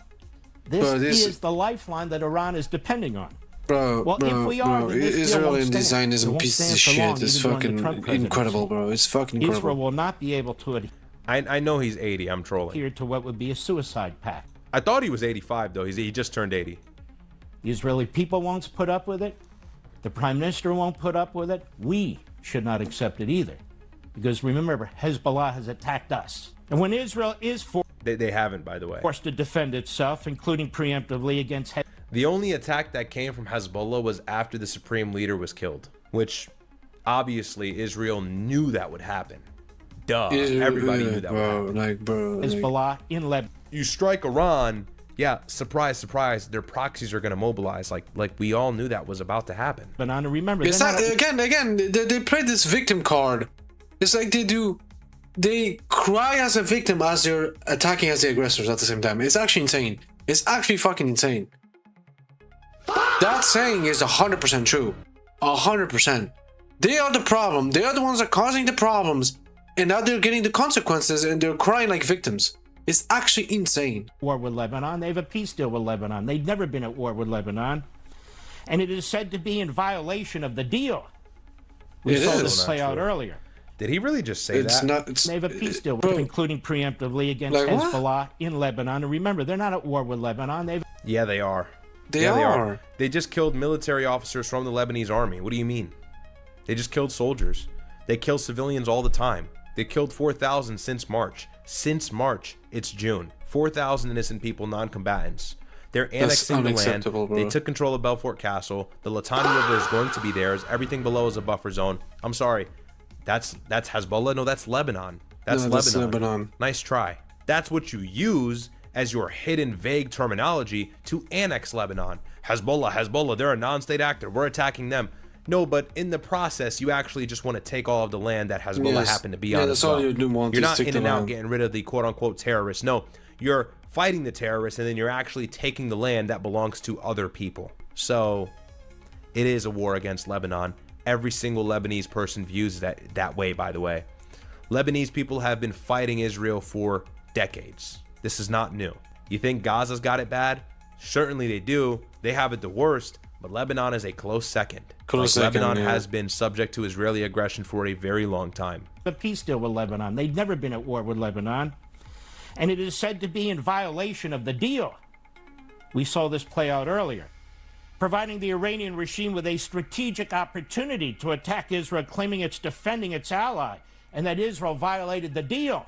What then? Will Israel become a pariah? And will it be admonished? Iran's counting on it, and so is Hezbollah. Hezbollah must not be in the deal. It must not, and that must be very clear. But to me, and at this stage, it's not very clear. Yeah, because the president does not know what the hell he's doing. That's why. So, anyways, let's see. And then he tweeted this. He said, I had to read this twice. Seems like he's probably not happy. So Trump's tweet, this morning's attack on Beirut should have happened. He pretty much, like, in a very pussy-like way, condemned the attack on Beirut. That's what Trump did, because we read this earlier, but I'll summarize it for you. Hey, guys, stop fighting. Israel, please stop fighting. And yeah, pretty much. Mark says, I had to read this twice, Mark Levin. So someone says, the big boy is breaking from your slavery. Yeah, so we'll see. We'll see. I think it's a far cry from reality. I don't really think that Donald Trump is going to stand up against Israel. I'd love to be wrong. I'd love to eat those words. So we'll see, but I just don't think it's going to happen. Don't think it's going to happen. Let's see what Marjorie Green has to say. Actually, first, we'll go over JD Vance. I'm going to get a cup of water and maybe a snack. Come back in a second.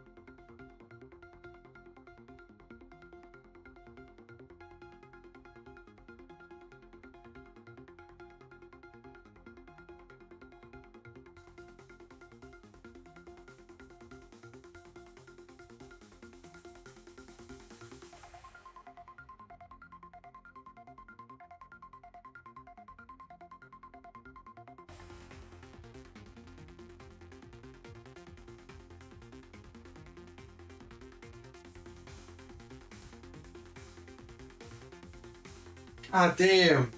Bro, my room is so fucking hot. What the fuck? God, it's hot as shit. What the fuck? Like, Jesus Christ. Bro, I can handle some heat, bro. What the fuck? It's very hot here in my room. Jesus. I got some water. You're very good. Very out of the fridge. I'm gonna open this little snack that I have here.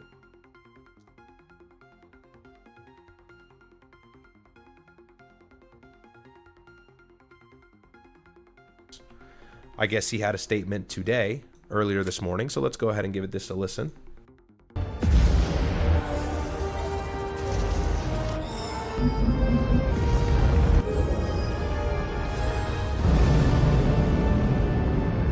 In the agreement. What the fuck was that, YouTube? What the fuck was that? Like, what was that? What the fuck did I just watch? Week, and what everybody will see is that Iran doesn't get a dime of money unless they perform 100%. their obligations. And That's not what we're reading, Mr. Vance. Bro, the deal literally says otherwise. Like, are you retarded? No, bro. The deal literally says otherwise. Money that we're talking about is fundamentally sanctions relief. I mean, really think about it. I'm just being reasonable here. I'm being sensible. I'm just imagining common sense here. We bombed Iran with Israel together. You get that? And then we also tell Iran, you have to open up the strait. You have to get rid of your enriched uranium. You have to demobilize or weaken your proxies. You got to do something to guarantee safety for Israel so we can get them to stop attacking all of your proxies as well. And then once you do that, we'll give you money.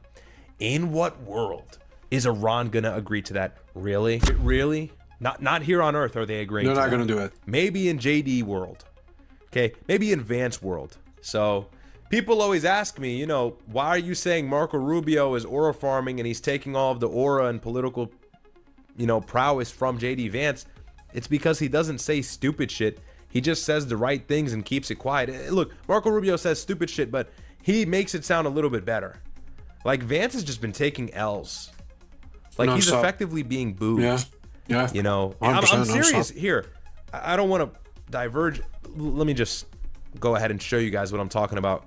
Because I see this stuff, you know, I'm like paying attention to these like TikTok comments. And I know it's not that important. I know it's not that big of a deal. But like, look at this video of Marco Rubio talking. And like, you just see the outpouring support. Like, people are glazing him with no end. It's actually crazy.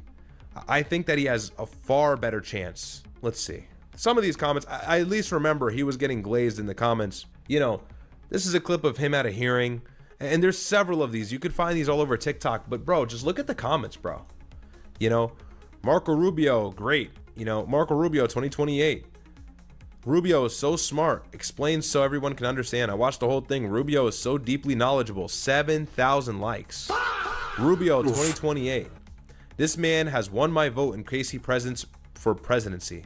What the hell? If this guy runs as president, I'm switching to the Republican Party. 600 likes. He is so presidential. 1,900 likes. This man is brilliant. Like, you know, again, I know these are just TikTok comments on a random TikTok, but like, you can kind of see where the wind is blowing with the favoritism of Marco over JD Vance, because he's been kind of put in the better positions of the limelight and said the right things at the right times and kind of shot down the propaganda the right way. He is the best counter signaler to the truth from the MAGA administration. Trump certainly is it. He's not well spoken, but Rubio is the one who's kind of balancing the position of going against Iran and making it seem sensible, and people are buying it and believing it. And you know, a lot of you guys in this stream and obviously all of us know that that's horse shit, and Rubio doesn't know anything, and he's a product of the Adelsons, and he's funded by them, and he's been a part of them ever since he's been in the Senate. I get it. We all know that. But again, just understand, there are 300 million Americans. How many people are going to fall for it? More than you would think. More than likely. More than you would think. People fall for it all the time. And so if we get to 2028, and look, Vance could still win at it, who knows? Vance could still run. He might win. Who knows? It's He a can wide still open win. race. You know, this is all very speculative. But I'm telling you, It's more Rubio likely. wins in 28. Don't say I didn't warn you that could happen. I'm telling you, man. People really eat the slop up. They really do. More people, always remember this if you forget anything I'm saying. More people are fooled than you think. Because there's been this like kind of a mass awakening with Israel and their control and their influence here in the United States, and the fact that they're bombing all these countries and they're doing whatever they want, and it seems like we can't stop them or really control them or tell them to stop, and, you know, badmouth them for the large part of the last God knows how many years. And, you know, people have been coming privy to this, and so they think that everybody's on the same page, and it's like, no. You know, there's still a lot of Americans who are uninformed, and even if they do have an idea of that, they can't draw the parallel between that and Marco Rubio. You know, they can't see the fact that he's been a part of this administration. He's been instrumental in all of the mistakes. He's going to continue to make mistakes because his biggest donors are Israel firsters. They don't know that. They won't process that. You know, so just some food for thought as we listen to our friend JD here. In the agreement, but we'll be releasing the text this week, and what everybody will see is that Iran doesn't get a dime of money unless they perform their obligations. And the money that we're talking about is fundamentally sanctions relief. We're not giving them American money. Not a single dollar of American money will go to Iran. But what we are saying, George, is we're willing to give significant sanctions relief if the Iranians make the kind of long-term commitments that are necessary. Again. Damn you, Lohar. If I was... Just dog shit fucking ass. It doesn't matter whether it's American money or not. We give Iran heavy sanction relief. Maybe there's some reparations or not. Who knows what actually happens. Let's just say we give them sanctions relief and they start tolling the ships in the strait or whatever they do. You do realize what they're going to do with that money, right? They're going to fund their proxies. And you know who's not going to be happy about that? Our friend Mr. Netanyahu. Bibi ain't going to be happy about that. Yeah, Mr. Benjamin. So do you think that Israel's going to be happy that Iran is getting 300 billion, 300 million, that Iran is getting millions or billions of dollars? Do you think that Israel's going to be happy about that? Oh, They're no, going to they're be not. mad. They want They're gonna Iran be to be as pissed. broke as possible, so they can't keep giving Hezbollah weapons. They can't keep giving Hamas weapons, the Houthis weapon, the Popular Mobilization Forces weapons. They want them to be broke. They want them to be broke. They don't want any of these resistance groups So they can just to be destroy them armed and or conquer funded them, any yeah. more than they currently are or have previously been. And if we Yeah, give pretty them much. sanctions relief, that's a guarantee. And that's one of the main grievances of the JCPOA from the Israelis. Obama gave them sanctions relief, and as a result, they were able to fund and bolster and strengthen their proxies. Not popular in Israel. Not popular, yep. So if we give them sanctions relief, exactly what's different from the JCPOA that we tarnished, you know? To be a normal country, to give up their nuclear weapons program, to stop funding terrorist activities all over the Middle East. And one of the really interesting things in the agreement. So, Cenk Uygur and Mario were speaking about this as well. We could see what they had to say. It could possibly happen is that, you know, before the elections, Israel does sabotage the deal. Iran retaliates, and Trump decides to completely stay out of it, defensively and offensively, as he did in that 2-day of 17-hour back and forth between the two countries. Do you think that's a possibility or even probability? So I certainly wouldn't speak to probability. That's way too strong because, you know, as I just told you, I think let's call it 75%. Let's land on that number. I think Israel controls us 75%. So I couldn't possibly say that we won't go back into the war if they, you know, cry enough. But in terms of like, is it a possibility? Yeah, it's definitely a possibility. That's why I'm excited. That's why anybody who cares about American sovereignty should be excited. I want to get the peace. I want to stop spending money on this nonsense. Yeah, it's and most retarded. importantly, I want to make sure that no other Americans die for another country. So if Trump goes, hey, listen, man, you guys keep fighting. That's your business. That's kind of an ideal outcome because it really is. Highly, highly unlikely. It's their business. It's got nothing to do with us. I mean, we started the war for Israel. You know. Yeah, I was about to say that. No way 3 months later, under the same administration and leadership that started this war, will we see the ally we started the war with get shat on and not go in and support them. It's Not just go not in, possible. I don't think it's realistic whatsoever. if Malaysia got into a war with Peru, what do I got to do with it, right? I don't have anything to do with it. Good luck to you. And so Israel has this sense, this massive entitlement complex. But it's also that they have tentacles all inside of the country. So it's not even that we're like, oh, we've got to help Israel. They have money, they have people in the right places, they have lobbyists, like they have the structure, they have the infrastructure, they have the organization to ensure that if an Israeli conflict arises, if their country faces some sort of threat, existential threat, or some sort of military threat as a result of them attacking another country or encroaching upon other borders in the region, they have a system in place to where it's autonomous almost. It's not that they call the US and ask for help like it was back in the 60s and 70s with the war against Egypt and Syria. Now it's almost like it's just a button. And all the legislation that's allegedly trying to be passed with integrating the military and the security systems and all which this is AI, outrageous. That should not be. I mean, we're just moving in a direction where we're becoming one entity, and Donald Trump is speed running that process. So I don't think that's the case, actually, and that's what I had told Sneeko. I think it's going to be a situation of Israel bombing Lebanon so damn hard like we've never seen before. The United States goes, whoa, because if Israel hits Lebanon hard, Iran will hit Israel hard, and the Houthis will hit Israel hard, and so will Hezbollah. And so what happens there? Israel's going to say, we're getting attacked from every direction. We need help. And Donald Trump's going to say, well, we got to help them because they're the only nuclear power in the Middle East. If they get pushed deep enough into a corner, they may pull out their nukes and the entire Middle East erupts into darkness. Every country's a parking lot aside from Israel. They just nuked everybody. They nuked Iran. They nuked Lebanon. They would and will do that if they face a great enough threat. And that great enough threat exists within the IRGC and the axis of resistance. So exactly how are we just going to disinvolve ourselves? We are too deep. We trapped ourselves. And this war was the closing of that. This war was the final nail in the coffin. If it was ever possible for us to be uninvolved, now it's likely not. So it's a little bit more complex than us just saying, oh, well, they're fighting, we'll stay out of it. Certainly that's ideal, but in terms of how realistic it is, very much not so. That if they start a war or a genocide, they are owed the money and the military. And I know it sounds demoralizing. I don't mean to be a pessimist, but that's just what it is. It's realistic. That is the truth. Fuck off. Another video. Hey, so this is as of 40 minutes ago. Another one. And this is out of New York Times. Iran war live updates. Iran targets neighbors as U.S. condemns aggressive strikes. So we'll just get straight into it. The U.S. military and Iran both reported a flurry. Am I muted? No, I'm not. The U.S. military and Iran both reported a flurry of new strikes on Tuesday as Trump administration officials painted a murky picture of where diplomatic efforts stood to end the war. U.S. CENTCOM reported that Iran had launched missiles and drone strikes on two regional neighbors, Kuwait and Bahrain, and on civilian mariners transiting nearby waters. Several failed in flight, it said, and others were intercepted. Iran, too, said it had waged attacks. Its Islamic Republic Guards Corps said the country had targeted the headquarters of the United States Fifth Fleet in Bahrain and the U.S. vessel it identified as the Penaya. CENTCOM, saying it was responding to aggressive Iranian behavior, also said the U.S. had conducted strikes on Iranian military ground control stations on Qeshm Island off the coast of Iran. Iran cited the Qeshm strikes as grounds for its own attacks.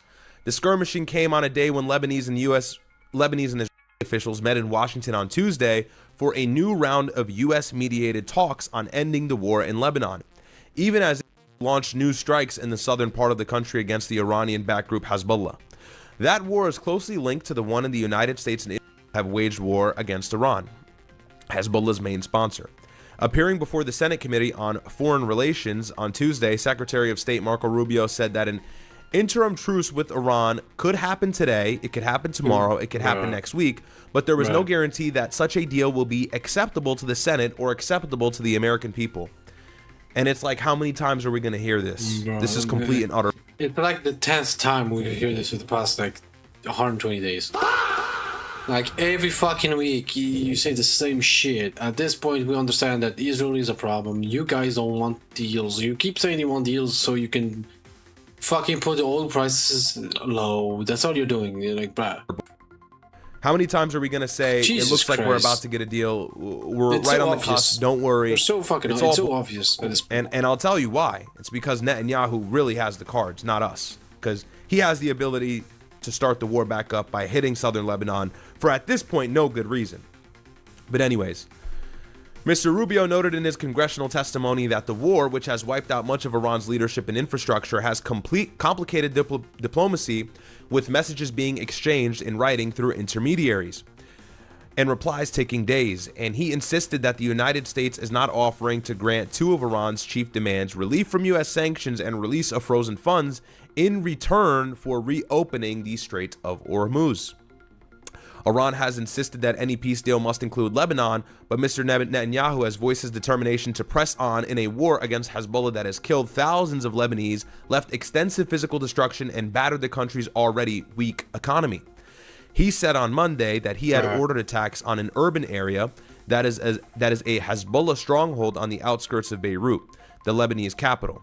But under pressure from Mr. Trump, he paused that assault while continuing the offensive farther south.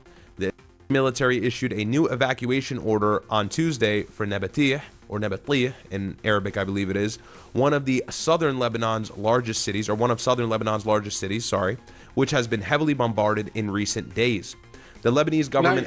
It's insane. It's like like everyone wants peace, and these pieces of shit are the only ones that don't. Like, how is this not obvious that they are a problem? Like this war itself, it's the proof that they are a fucking problem to the whole world, bro. If they're willing to do this easily, like probably to another country from Europe or America, they probably would have done the same thing. Has been negotiating with Israel in an attempt to stop the war, but it does not obviously control Hezbollah. We know they're two separate factions, which is both a militant group and a political party. The government said on Monday that it had received the word that Hezbollah was prepared to accept a ceasefire, but Hezbollah itself has made no public statement as of yet. So that's as of right now. Look, the long and short of it is that as long as the situation persists in southern Lebanon, we're not going to get any sort of peace deal, period. And this is why I say Benjamin Netanyahu has all the cards. And it's impossible for Donald Trump to seize control of the situation until he can control Benjamin Netanyahu. And we know that because Iran had seemed somewhat receptive to hopefully a long-term ceasefire that would eventually lead to the next step of a peace deal. They were receptive to it. They were communicating with Donald Trump throughout the entire month of April, where strikes had largely paused or stopped. You know, we had some strikes on Qasem Island and Bandar Abbas, and obviously we hit some Iranian infrastructure, and in return they drove some Navy destroyers out of the strait. And so it was a bit of a rambunctious month, but it was nothing in comparison to March. March was a month of hell and war and complete bombardment and air domination by the United States, air superiority, whatever you want to say, whatever Pete Hegseth was saying. However, now it's gotten to the point where Donald Trump is, and I've always been saying this, he's a little bit more desperate for a ceasefire. He's a little bit more desperate for things to slow down and kind of calm down. And why? That's because the global economy is suffering. The American economy is going to suffer. Now news outlets and oil experts are reporting that we might have gas shortages in September, or gas is going to continue to stay expensive until 2028, 2029. A lot of people are saying there's going to be a delayed effect of the global economy coming back to baseline, and after a ceasefire is even agreed upon by all parties, Iran and the United States and Lebanon. And so we have a situation where even if Donald Trump somehow miraculously puts a cap on this mess that he started, this can of worms that he opened up, even if he puts a cap on it, the economy is still going to suffer for a great while longer. And that's not even to add to the fact that intelligence had said it's going to take a while to clear out these alleged mines in the Strait of Hormuz that Iran had planted. So where does this leave us? This leaves us in a position where we have no power, effectively. We have no escalation dominance. And honestly, we lost escalation dominance ever since the ceasefire had started, because Iran was controlling the Strait of Hormuz the entire time and they're tolling ships. Non-stop. But now this gives Benjamin Netanyahu a lot more power than he had previously, because he didn't have much grounds to do what he wanted to do in southern Lebanon and eradicate Hezbollah influence, quote, Hezbollah influence. For as long as he wanted to do it, he wasn't able to do it because of obviously global condemnation and the fact that his hands were tied with the Gaza conflict. From October 2023 until November 2024, it was fighting like a 6, 7, and 8 front war. We'll get serious. They were fighting a multi-front war with several different nations. They were fighting a media war. And so it was a little bit tough to focus on their long-term goals, one of those being the annexation of southern Lebanon, and I'm going to be straight up about it. And since the early 80s, that has been the goal. And that is why Hezbollah has largely formed up to be this resistance group that they are now, funded by Iran. They are Iranian proxy, to not only fend off the Zionist entity, right, not only to fight Zionism, right, but it's also to defend southern Lebanon.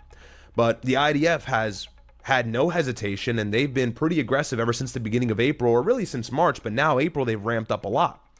On April 7th, a ceasefire was agreed upon between the United States and Iran for an indefinite period of time, at least for the foreseeable future, until they can agree on some stipulations in regards to what either side wants, and they both made maximalist demands, which is why we're still in. Yeah, like, it is true they both made maximum demands, but from the Iran side, it's understandable because they got attacked first and they're getting fucked very hard. I mean, if they were the aggressors and making those demands, it would not make sense, but since they were the ones getting attacked on, it's kind of understandable why they have these maximum demands. It's kind of understandable, bro. Limbo with these peace talks, but Benjamin Netanyahu said, I don't have much time. While these countries are still technically at war, there's a temporary pause in the secession. Let me go ahead and bomb southern Lebanon. And I believe on April 7th or April 8th, the morning of April 8th, if my memory serves me correctly, hit southern Lebanon in southern Beirut, or a suburb just south of Beirut, which is a quote-unquote Hezbollah stronghold, a Shia majority city, with 100+ airstrikes, killed several civilians, but had boasted throughout the month of April in their bombing onslaught against Lebanon and their attacks in the IDFs on the ground, or the IDF soldiers on the ground, that they are eradicating Hezbollah leaders and eradicating the influence. In turn, obviously, Lebanon is suffering as a result. And so I just want to say prayers out to Lebanon. A lot of people don't really talk about this. It's always free Palestine, and of course it is free Palestine, free Gaza, free Palestine. The Palestinian people deserve their sovereignty.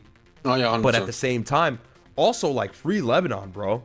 Yeah. Lebanon has been subject to so much Israeli violence since the 80s. And there have been pauses, but they've received the most aggressive strikes, the most aggressive attempts at annexation, and the infringement upon their borders. They've been dealing with this in doses ad nauseum for several decades now. And this is the same story written a little bit differently, but on its face it's the same thing. Benjamin Netanyahu is trying to crack Hezbollah. He is trying to seize control. He is trying to draw the lines differently. He's drawing the yellow lines above the Litani River. He wants to take control. And right now, the IDF has taken a large portion of control, in which of the likes we haven't seen since 2000. They just seized. And everyone is letting this happen, which is unacceptable. This is why I say, in my opinion, Europe should be, I would say now, part of the fucking problem that it's going on right now, and actually defend Lebanon, in my opinion. Lebanon, in my opinion, we should defend Lebanon. And you people are gonna say, bro, what do you mean you should defend Lebanon? You know why? Because 50% of the population is Christian. So explain to me, how can they say, yeah, we are allies with the Christians and now they're killing Christians, bro? Explain to me this. It's unacceptable. The territory of the Belfort Castle, which overlooks the Litani River. But, and they told villagers just we love to stay silent and silence everybody. You know, that's all we do. That's all we here do. They never actually want to do great things for the world. They keep saying, yeah, we're gonna do this, we're gonna do this, and at the end it's actually horrible. It destroys everything in its path instead of actually making good decisions for Europe, but not just Europe, the whole world in its entirely. Well, I think a little bit northeast, if I'm not mistaken. I can't remember my Lebanese geography, but they have now told several Lebanese locals to vacate their homes, and so they're already displacing more Lebanese people on top of the millions that have already had to leave their homes in the south. All of these villages across the south, many of which are Christian, by the way, or have a respectable Christian population. Christian. And it's been difficult for Lebanon to really balance between this, because Lebanon doesn't necessarily have the strongest government. They don't have a particularly strong economy. They're not rich. They're a decently stable country. They're not anywhere near a first world country. The only thing that they have that has kept them afloat despite aggression is actually Hezbollah. And so now it's fighting Hezbollah in the name of a war on terror.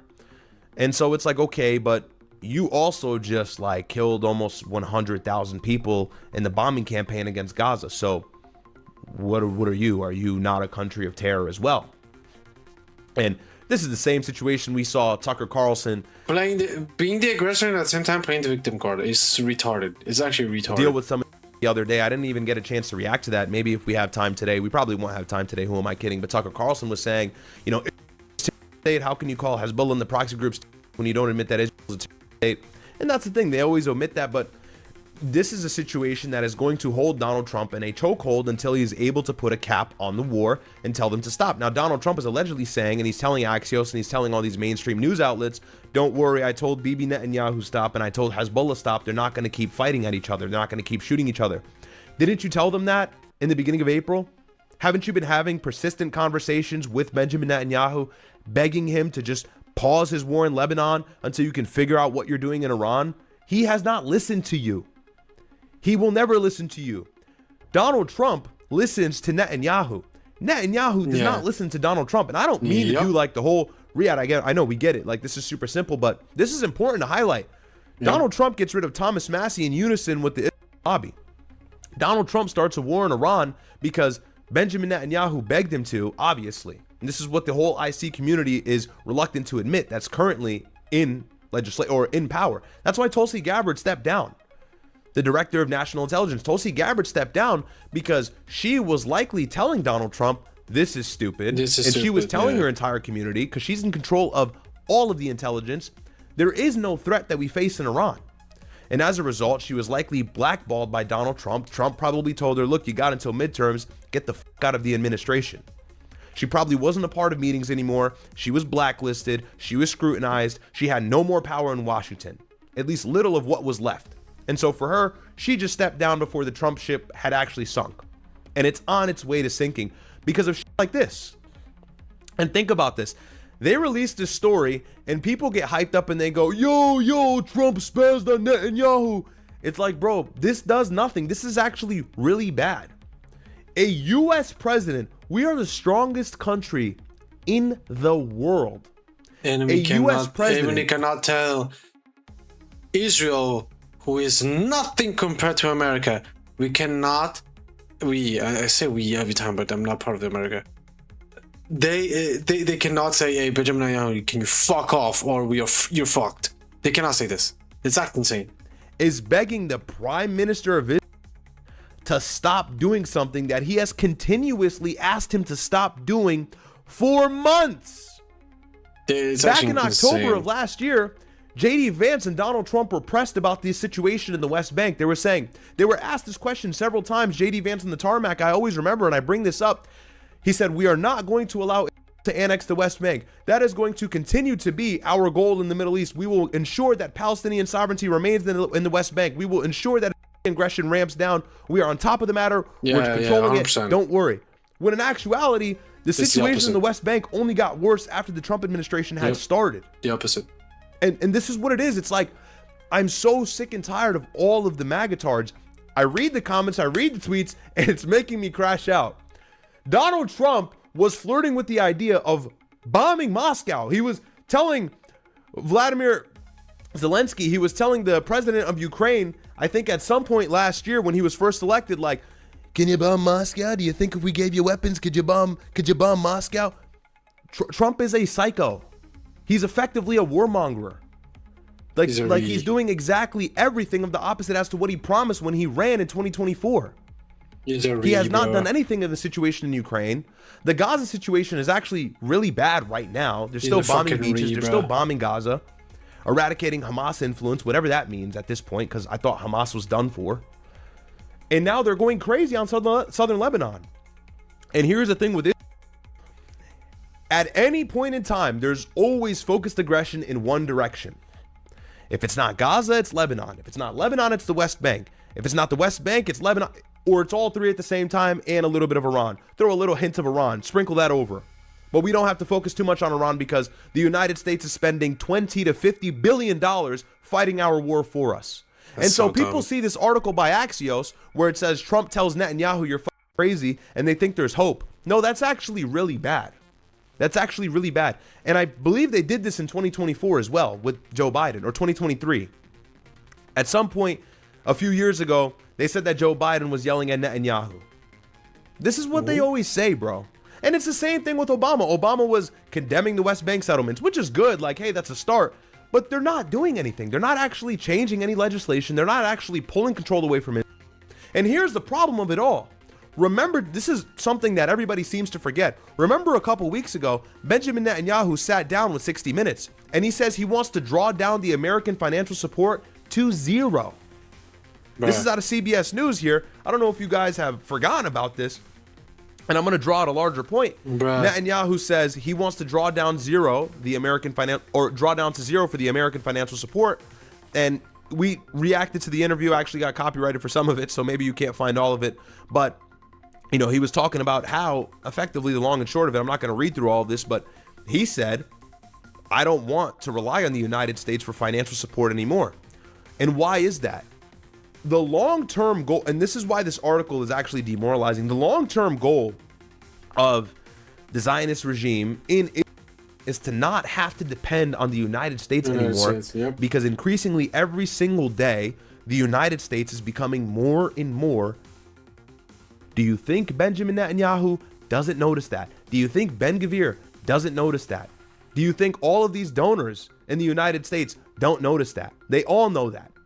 They all see where the wind is blowing. Now they're doing anything they can to try and silence it, to try and suppress it, to try and stop it. But it's not going to work when millions and millions of people are against you. There's strength in numbers, and that's obvious today. It's kind of become the case where you have the Harvard protests, you have these students protesting at big Ivy League colleges, and they're being blackballed from institutions. They're being blackballed from very powerful jobs that they could attain after going to these Ivy Leagues, which, by the way, the purpose of these Ivy League schools is to get really prestigious jobs. Looks good on the resume.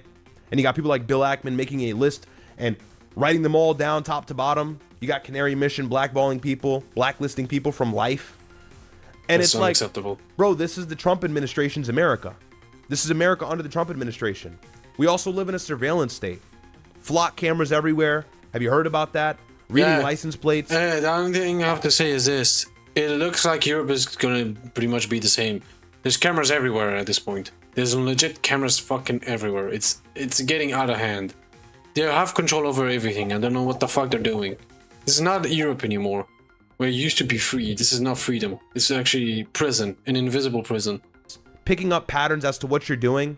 But yeah, it helps with security and crime. I agree. I think that's actually a benefit of it. But it seems like Donald Trump, this really traditional conservative president, has nothing to say about it. Has literally nothing to say about it.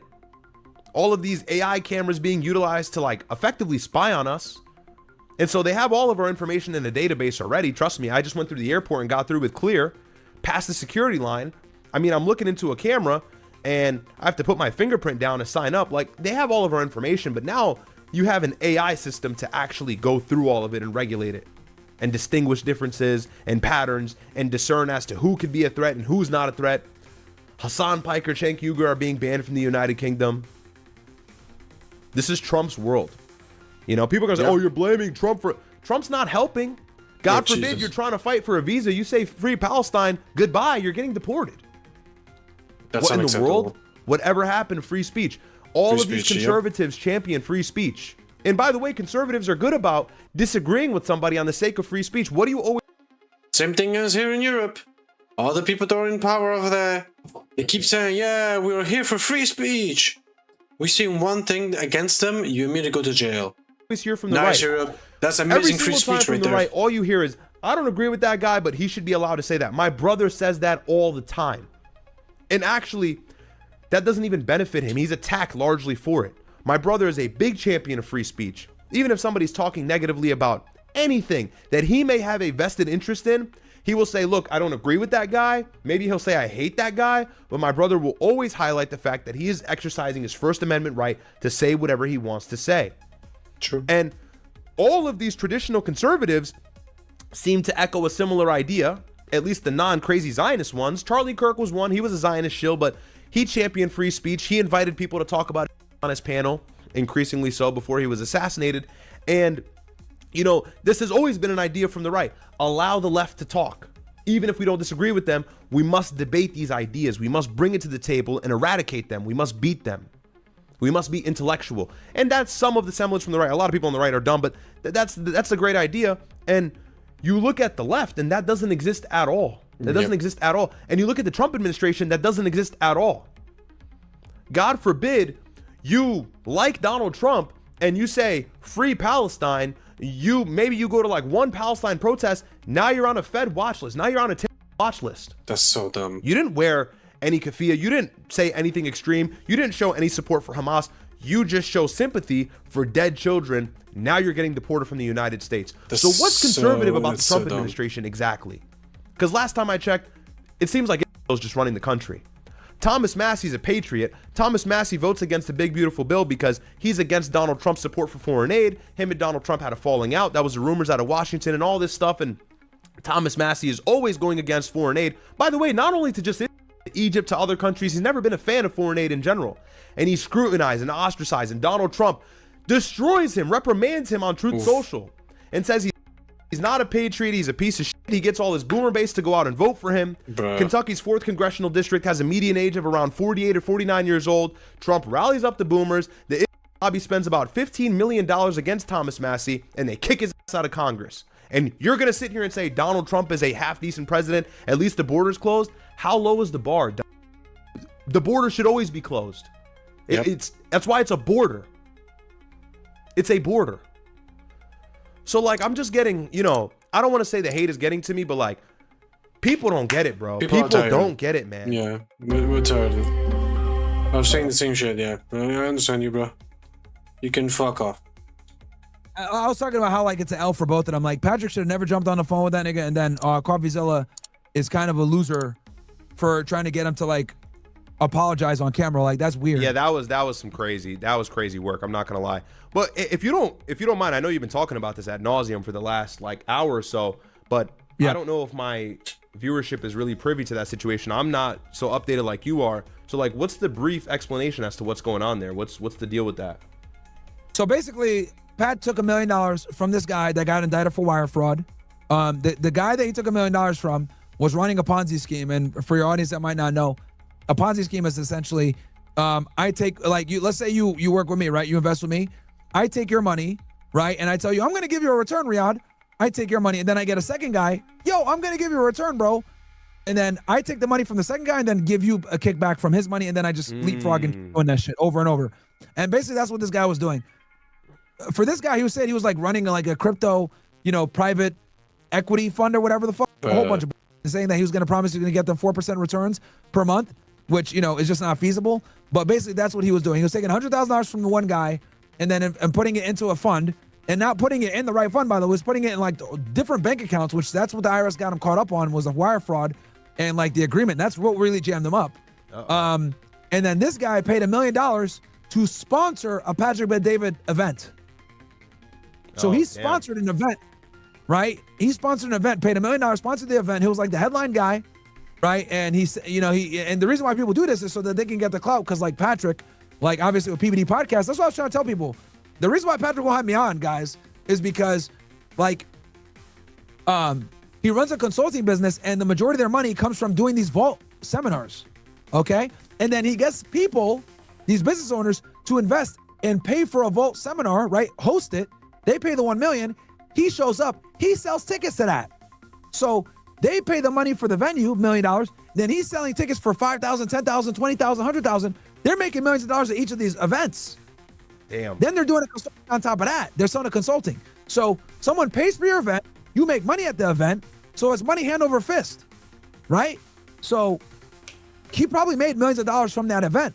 And then that guy put up the $1 million. That dude that put up the $1 million to host the event was the one that was running the Ponzi scheme. So CoffeeZilla's telling him, like, are you gonna, pay the $1 million back that you took, blah, blah. And David is like, Pat is like saying like, well, I'm talking to people, blah, blah, blah. Are you gonna apologize? Look, getting to try to apologize is kind of fucked up. Like, come on, bro. He's in the middle.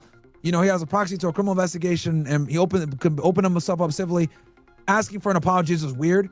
But what I said was like, he should have never jumped on the phone with him. He should never even talked to him. Yeah, that was a big mistake. I was watching some of that on your stream. The fact that he was on the phone with him and he was recording it, Was he aware that he was being recorded, or the guy didn't even have? Yeah. No, he told him I'm gonna record the conversation, everything. But I get it, Pat. Like, you know, because a lot of business gurus run from people like CoffeeZilla, right? So Pat is like, no, I'm gonna run towards it. I'm not gonna let him like, you know, I'm not gonna like, yeah, I'm not gonna play into it because no one else will talk to CoffeeZilla. I will, right? But the problem with that is, you don't have all the legal T's and I's crossed, so you can't give the answers that you need to give to an like that. Yeah. Right? And he's gonna ask the right questions. Yeah, he's gonna ask the right questions. He's gonna try to make it look like blah blah blah. And then like the other thing too is like optically, right? Like people accuse you of running like a Ponzi scheme, right? Like you made your money with insurance, whatever. People accuse him of that MLM, whatever. MLM, yeah, and then, pyramid scheme. And then you take money from a guy that's literally got charged by the IRS for that crime, right? Right? For a Ponzi scheme. So optically it looks horrible, and I get it. He doesn't want to run from it and look like he has something to hide, but by going in and doing a phone call with him and then like deflecting, obfuscating, not answering questions directly, etc., it looks worse.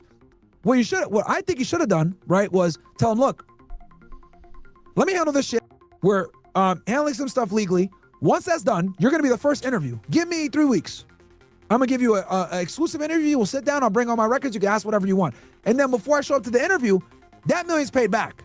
Because that's the main win in the sales for this guy. That's a good idea. Oh, so are you going to apologize for the people that you 1 million? Oh, actually, we paid everybody back already. Yeah. You sit down. Money's already been paid back. Well, you paid. Yeah, it's been. Yeah. That's why I needed a little bit of time. But yeah, everyone's been made right. We handled it. We made changes to the staff. We're going to actually have people that screen these sponsors significantly harder. As a matter of fact, one of the reasons why I wanted to meet you in person was I wanted to bring you on a team. If you're interested, we'd love to have you on to help, vet sponsors, right? We actually want to run every sponsor by you. We'd love to have you on the team for that. And then you flip it on that bitch ass nigga. Just like that. That would have been the way to handle it. Yo, maybe Patrick Bet-David should look into hiring you as an advisor or something, man. Maybe you need to be his right-hand man. We need to send you to Iran to negotiate the nuclear. And then we got to send you over to Fort Lauderdale to help this nigga PBD with his scheme and shit. Bro, you should have never jumped on there with him, bro. Like, because God forbid Tucker gets wind of this, which he already has. He might have a field day. Pat's Tucker might see this shit and rub his hands. I don't know if he's responded to this yet, but no, he probably will. Because remember, Pat gave him that thing like, oh, well, we want to see how about we show our financials? Yeah. Let's see who I'm funded by, and I'll show you who I'm funded by. And here's the thing, right? Anyone that's smart knows that like someone like Patrick, bro, like he's living off probably his insurance money that he made. He doesn't touch anything that's made from Value Time. He probably doesn't touch anything made from PBD. All that money gets reinvested back. He was selling CoffeeZilla like, oh, yo, I don't take any profits, blah, blah. Like, bro, nobody cares about any of that shit. Like that's like sophisticated talk that CoffeeZilla's audience doesn't want to hear. Those niggas are all brokies. They don't know nothing about like advanced tax strategy, whatever. They just want to watch course gurus and like finance bros take L's on the internet. That's all they care about. They just want to see people get exposed. Like they want to be like, yes, I knew that person wasn't really rich. I knew it was all smoke and mirrors. That's what they want, right? That's all they care about. So you getting on there talking about, I don't take a profit, blah, blah, blah. Like you're already going into like an antagonistic audience for you. Like I was trying to say this, like someone like Patrick Bet-David is the top op for CoffeeZilla's audience, right? Like they hate him more than they would hate someone like me even. Oh, right? 1 million%. Because Patrick Bet-David's whole thing is like advice and making money, and that's how he started. Chill. When he was doing interviews with these big guys like Khabib and Kobe Bryant, that was fresh off of the whole like MLM scandal and like what people were accusing him of. Who knows what's true? I'm not pointing any accusations or fingers, but that was after the whole pyramid scheme thing. So it's like a wet dream for these guys to be able to have this opportunity to talk to him and quote unquote expose him. And I look, not to play devil's advocate or anything, but a lot of these guys in that space do fraud. There's some guys who are dishonest about that stuff and scam people with that kind of thing. So it was definitely a huge mistake for him to answer the phone. When I heard him on the phone on the video, I was like, is he really talking to him? But and he's gonna talk the whole time too. That's another thing. He said, I gotta go, blah, blah, blah. And like obviously, first he said like, oh, he just said, hey, I'm with my family, blah, blah. And they said I just landed, blah, blah, blah, which obviously people take things out of context. We get it. He probably just landed somewhere. He's with the fam. He's probably gonna go do a seminar or whatever. So like he didn't even have enough time to like fully address the conversation. So it's like it's just an L in so many different ways. And I would argue like you're going into Shark's territory, and his fans, like, you're not going to convert those fans, bro. Like, you know, it's about like kind of knowing where you're going. Like, you're not going to convert people on his platform because they already hate people like you off rip. That's why they're right. That's why they're there. So like, so if you're going to go there and have a sit down with them, you got to go in there bulletproof. And it's like, you got to be able to answer all the questions and honestly have the answers to the questions already, not deflect, not obfuscate. No, I can't answer that because this. It's like, you got to go in there where it's like, you got to take out his main point. You already know he's going to grow you first on the $1 million. It's already been paid back. Now he's cooked. What does he have now? What is he going to say? Yeah, we paid everybody back. Is he going to say, oh yeah, you need to apologize? That would sound preposterous because we already gave the money back to the people that matter. Yes. Yeah, that's true. And mind you, all he needed is a couple weeks to do it. It's too late now. Exactly. Here's the thing too. The $1 million, right? That $1 million, we don't know how much Delgado scammed the nigga over there. Remember, this nigga Delgado paid $1 million to get in front of everybody to push this Goliath thing. So we don't even know how much money he scammed there. The $1 million was just to do the event. So basically, PV probably made that much money, if not more. Nigga, just take a little bit of a profit loss, right? Take a little bit of a profit loss, pay the $1 million back so you can tell CoffeeZilla, fuck you. Yeah. And then be able to like reverse him. That's how you win his audience over, even though none of them niggas are gonna want to even fuck with you. But that's how you're able to like, you know, shut him up. It'll at least stop them in their tracks, right? In their attempted investigation. Like they won't have anything else to find a lead on if he were to do that. Yeah, he made a huge mistake by talking to him prematurely when none of the facts were straight or he didn't have time to straighten out his own situation. Wait, so he probably can't even talk about a lot of it. Yeah, he definitely can. He definitely can. He might have screwed up in that aspect as well. How much of this is like becoming mainstream? I'm seeing some stuff on X, but is this a big story? Like, is he getting smoke for this? I think so, man. I mean, he had to again been smoked because he actually took a phone call. Yeah. And if he really just had landed, that's bad. Because taking a phone call when you just get off a plane and you're moving from A to B and then transitioning. Yeah. That's and I bad. get it. From his perspective, he's looking at it like, I'm not going to run from this guy because this guy makes a business on trying to destroy other people's businesses. Reputation, so I'm not going to run from this guy. I'm gonna deal with this guy head on. But the problem is that he doesn't have the equipment right now to deal with him head on because he can't talk about everything because obviously he's been subpoenaed and he can't talk about it.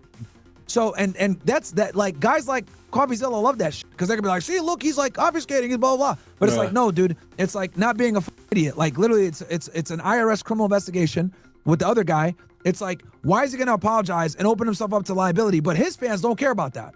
So you got to come in and like, you know, you got to come in and like almost like cut them at the knees so they can't say certain shit. Yeah. Damn. Wow, that's not a good looking situation, but I mean, it's something that can easily diffuse in the next few weeks at least. So yeah. It's gonna start to keep up with it. That's interesting though. Forget about it. His audience, like the thing is like I don't think he'll lose, you know, many fans for that. Like he's gonna, you know, some people might get mad or whatever, but like he's gonna keep doing what he's doing because the thing is people forget is like PBD is not really known for like that's how he makes his money, but that's not what he's known for, you know? Like he's known for doing the podcast. The podcast is just a funnel for the conferences. Yes. Yeah. But he's known as a public figure for the news, for his opinions on stuff. Exactly. And he really just does what he wants with that show because that's not his main money maker. Like we've said before, with his whole operation, everything he has on Valuetainment, he's probably not making much, if at any all. He's just breaking even. It's really his consulting and everything else that brings in the cash, which is a lot of cash because, you know, I watched his house tour a couple years ago. If you guys have seen that video, this guy's loaded. You know, Patrick Bet-David makes very good money. Yeah. He's loaded. So, and he probably lived his he probably like put all his after he sold his company, he probably put it into an account, lives off dividends, and then like he's able to just run Valuetainment and everything like that completely independently and like doesn't have to worry about taking profits and like, you know, that's it. Yeah. It's just solely for him to flex the clout, honestly.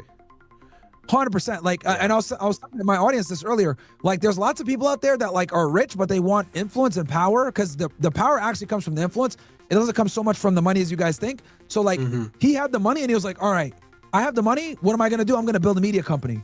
Building a media company gives you an enormous amount of credibility. And then I'm going to be on YouTube. I'm going to get famous. And then bam, from there, you can make the money after that. Yeah. So that's literally what he did with building Valuetainment up was like, built that money. It took money. Obviously, it took his money enough for him to live. Yeah, and then after that, boom. Now let me go ahead and you know, put the money into Valuetainment and just reinvest all the money we make from this right back right into it so we can grow it faster.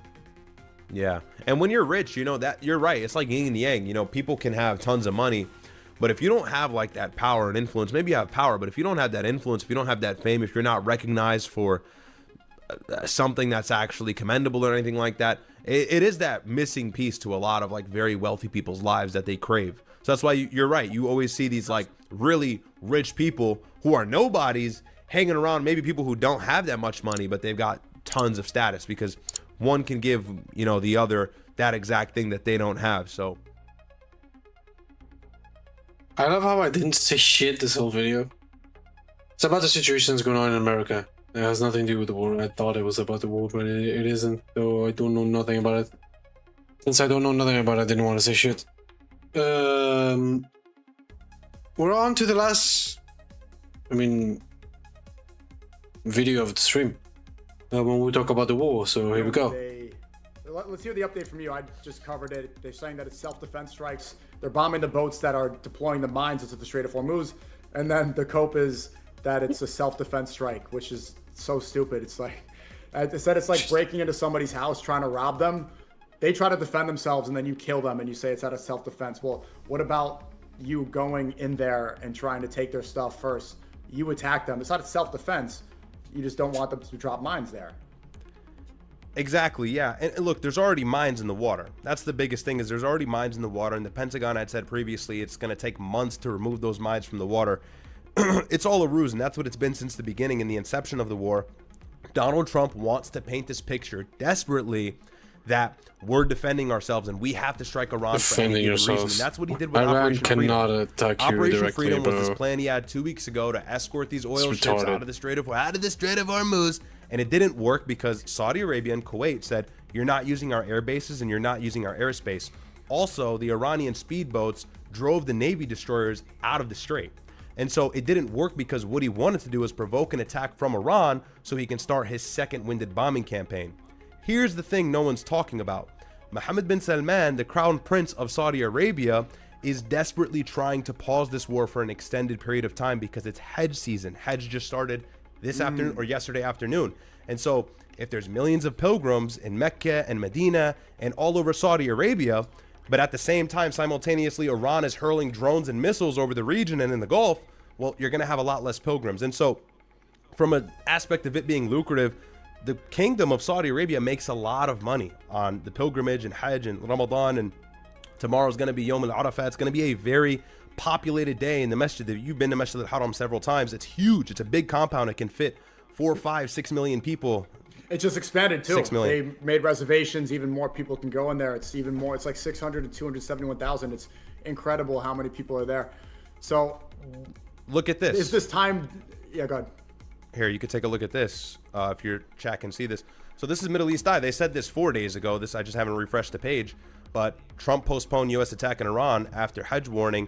And that's kind of like the whole rumor that's been floating around, but it makes sense. And Trump said on Truth Social, I got off a call with all these Middle Eastern leaders, Egypt, everything. But obviously, Mohammed bin Salman is kind of like the big dog in the Middle East because he's the custodian of the 2 mosques. And I think he said at least pause this for 60 or 70 days and allow us to actually make some money and allow our pilgrims safe passage before you resume the war. And so I think that's some of the motivation. But at the same time, it's very difficult for Donald Trump to balance that and let Iran build up their stockpile of missiles while Netanyahu is on the other side trying to continue the war and hit Iran while they can. If you give Iran a 60-day buffer, a 50-day buffer, a 60-day buffer to build their missiles, you're going to go back into the war and it's going to be the same story from February 28th when it first started. They're going to hit all the Gulf nations. They're going to have tons of missiles, tons of speedboats. They're going to have tons of drones, and it's going to be difficult. So I think the methodology from Benjamin Netanyahu is let's keep going and hit the iron while it's hot. And I think Trump is having to balance his Middle Eastern allies, but not over prioritize them over, of course, his greatest ally and Benjamin Netanyahu, which the two, MAGA and Israel, are synonymous at this point. So I think that's the real thing here. Now, what Iranian response will be is the biggest thing that I'm interested in right now. The story is still developing, but there's peace talks happening in Qatar. The Iranian delegation, I'm yapping, sorry, I'm gonna let you go. Yeah, well, how did that work out? I mean, how did that work out? If the peace deal is supposed to be ongoing, the ceasefire always seemed like it was fraudulent because we all knew the war was going to resume. It's like, it was just how long. That's why it's not really peace talks. Also, that's a great point you brought up. Netanyahu's thinking about this like he can kill 2 birds with 1 stone. If Iran was struck all the Gulf nations in the beginning of Epic Fury, when this war first started February 28th, And now you have millions of pilgrims there in Saudi Arabia. You strike Iran. Iran wants to retaliate. Their enemy was already in the GCC. Now, if Iran strikes Saudi again or hits the Gulf coastal regions again, it kills Muslims. And then you have the Shia and the Sunni against each other. You pin the enemy against each other. You can divide and conquer.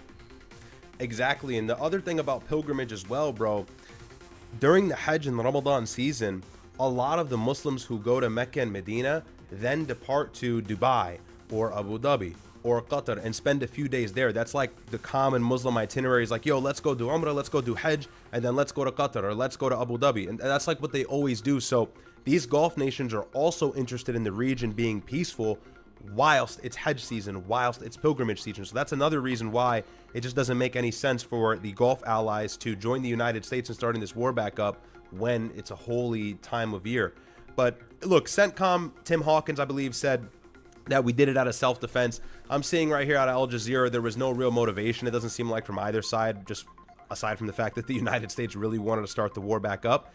And look, we were talking about a peace deal on Saturday. Trump was saying, we're going to have this peace deal. Talks are going well. I've talked to all these Middle Eastern leaders, but then you strike southern Iran. I mean, we're not going to listen to the words. We're going to pay attention to the actions here. It's clearly evident the United States really wants to ramp this back up. And it makes sense because the New York Times the other day and several other verified news outlets at this point, even CNN hopped on it, said that Iran's stockpile of missiles has reached the point of what it was before the war, if not even worse.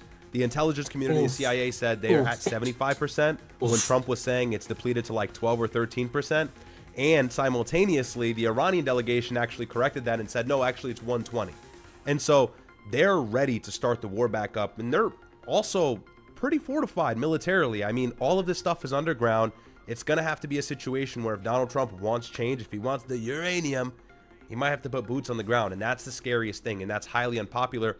His approval rating's already at a record low. Imagine he puts Marines on the ground. It's over. And it's already over in midterms. It's 35% in America, but it's 99% in Israel. He might become the next prime minister of it. He might run. He might do it. I saw that. I think this coincides not only just to attack the pilgrims there. That's a good point. I didn't notice that. But it always seems to time up with our Muslim holidays. This war started at the beginning of Ramadan, and it ramped up again. There were strikes at the pronunciation. How do you say Dhul Hilal? Dhul Hijjah, yeah. Dhul Hijjah, yes. And then Eid is when? Is in 2 days? I think we see Wednesday, Epic Fury Part 2 Wednesday. It's too... Yeah. They're salivating looking at that calendar. It has timed up completely with Muslim holidays so far. I think I'll be vindicated completely on that. Come back to this when I'm right.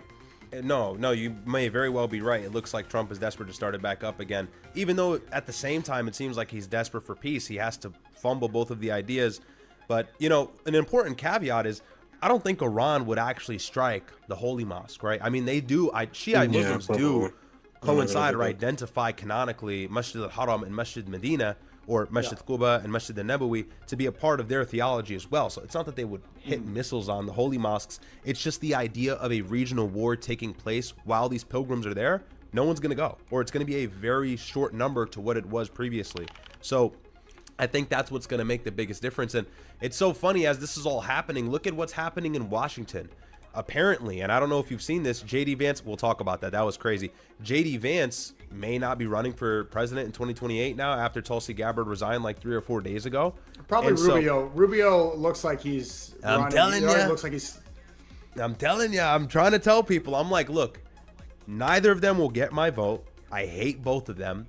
But JD Vance is not nearly as polished as Rubio. Rubio answers questions better. He doesn't fumble over his speech. He knows what he's talking about. He's got skin in the game politically. He's ran for president. JD Vance was in the Senate for what, 2 years? And then also he's being attacked from all directions. I don't think he I think he realizes it's going to be a bad idea to try and run in 2 years. So I agree. He's going to tap out. Rubio is already campaigning. He's answered questions. They come up to him asking about Hamas and Hezbollah and the civilians, and he's like, oh, well, it's not about the civilians. Hamas and Hezbollah, they're human shields. I want to eradicate Hamas. They're terrorists. This is presidential rhetoric. This is somebody who's campaigning. I think they're gearing up for it. I think Peter Thiel and all that tech cabal, they're going to shift over their money to fund Rubio. They're already giving up on JD Vance. You're right. And speaking of, I remember during Epic Fury, there was a report on the news where it said that Iranian missile debris landed near Al-Aqsa Mosque. It seemed like they were getting ready to pushed that story out that Iran was the one who bombed Al-Aqsa Mosque. This was just posted. I think this was around 5 p.m. Not sure, but U.S. and Israel are actively working to strip Jordan of Al-Aqsa custodianship. So this is today. Yeah, I was actually going to react to that. And that was kind of the idea that was brewing for a while. But Middle East Eye, I'll tell you one thing before I go into that.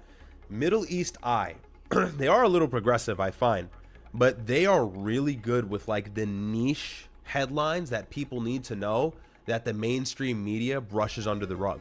Like they'll talk about something that no one's talking about, and it'll be the biggest bombshell story. So they're always doing good work. But yeah, I had that pulled up on my end here. It says the U.S. and actively working to strip Jordan of its historic custodianship over Jerusalem Aqsa. And I think this is just the first step to the greater goal. I think you were completely right earlier. I saw a short clip of what you were saying. They want to eradicate and destroy the masjid. Ben Gvir, the national security official of Israel, who's a very far-right Zionist, always parades his anti-Muslim entourage at the Aqsa front and tries to insinuate the idea that it's going to be the third temple. This is what they do. They provoke us with the ideology that they're going to destroy the mosque by sacrificing the red heifers. This is all a part of the plan. So it's one small piece after another. It's a domino effect, but, and I hate to say this, you know, it actually goes against my own will and you know, ability. Like I don't want to see the masjid come down, but it's just kind of like, you know, it's inevitable. Happen. It's going to happen. Inevitable, unfortunately. Yeah. And I want to start saying, I want people to start saying the state of the same way that they keep saying Islamic Republic of Iran. Every Trump's True Social post, he keeps saying the Islamic Republic of Iran. Why doesn't he just say Iran? Everybody knows he doesn't need to specify that. He doesn't need to give these descriptive words. So if they're going to talk about it this way, one, we could say the United States or the United States, but especially instead of trying to get away from saying because people are afraid, they're saying they love saying just Israelis, just Zionists. Well, it is the state of it. This is an ethno state. Iran is not. So if they're going to keep saying Islamic Republic of Iran, I will keep saying state of and see how they react. They're going to start saying it's anti-Semitic, but on the inverse, you don't see people make the same complaint. Well, allegedly, my brother just said that the ADL now clarified saying drag the United States into war in Iran is anti-Semitic now. So like, yeah, you literally can't breathe without being anti-Semitic. It's pretty crazy. And I guess this is important. This is a little bit more into the weeds here, but here, this is the biggest thing to take away. This is like a lot that has to do with the uranium, which is like the crux of this war, allegedly. Yeah, they're really good. They're really fast in the news. This guy follows like some crazy Telegram page. But these are all the stipulations for a 60-day ceasefire extension, so that's how you know we're going to start the war back up. But it mentions uranium, and really the U.S. ask is to seize all of Iran's uranium, which is the ability of them to, or really the item that they need to make a nuclear bomb. They're enriching at 60%. Weapons grade will be 90%. And so they're kind of close, but not all the way. And Trump said this on Truth Social today. Yeah, actually today at 5:45, he said the enriched uranium will either be immediately turned over to the U.S. or to be brought home and destroyed, or preferably in conjunction and coordination with the Islamic Republic of Iran. And look, like he has to be provocative saying that again. Destroyed in a place or at another acceptable location with the IAEA or its equivalent. So this is why I've always predicted accurately that this war is going to continue, because the United States is asking for the very thing that kind of protects Iranian sovereignty, which is their ability to enrich uranium. And we said it, let me be clear, Obama, he had that figured out to a T, but Donald Trump tarnished it and he ruined it. And Donald Trump didn't tarnish it. This is important to understand. Donald Trump did not tarnish and ruin the JCPOA because he thought it was a bad deal. And he even said that, I think, before he was elected in 2015. He said that because he knew that's what was going to earn him the presidency in 2016. If you say, as your banking running statement on the debate stage, to be elected and get all of the donor class money from the powerful lobby, if you say, I want to pull out of this deal that's going to guarantee Iran remains powerful by funding their proxies because we release sanctions on them as a result, you're guaranteed to win. And so Donald Trump ran with that, and that's why he was able to get elected in 2016. A lot of people think it was all about Russia and all that. No, it was him pulling out of the Iranian nuclear deal. I think that's why the Adelsons were all over him. I think that's why he got all that money. I think that's why Mark Levin puts his arm over him and says he's the best president. It's because he pulled out of that deal. That was the biggest mistake for the American people and the biggest benefit for it. And that's why the smart people from the beginning were saying Donald Trump is going to start a war in Iran. Nick has been Yeah, saying that for the longest, and it's 100%. I because mean, of JCPOA. it was very obvious and very predictable. Away. So it's the people paying So there's attention 4 that actually casualties. understand that. There's 4 reported casualties on the boat, correct? And has there been any response, any Iranian foreign minister, any sort of retaliation? What are we hearing from the IRGC?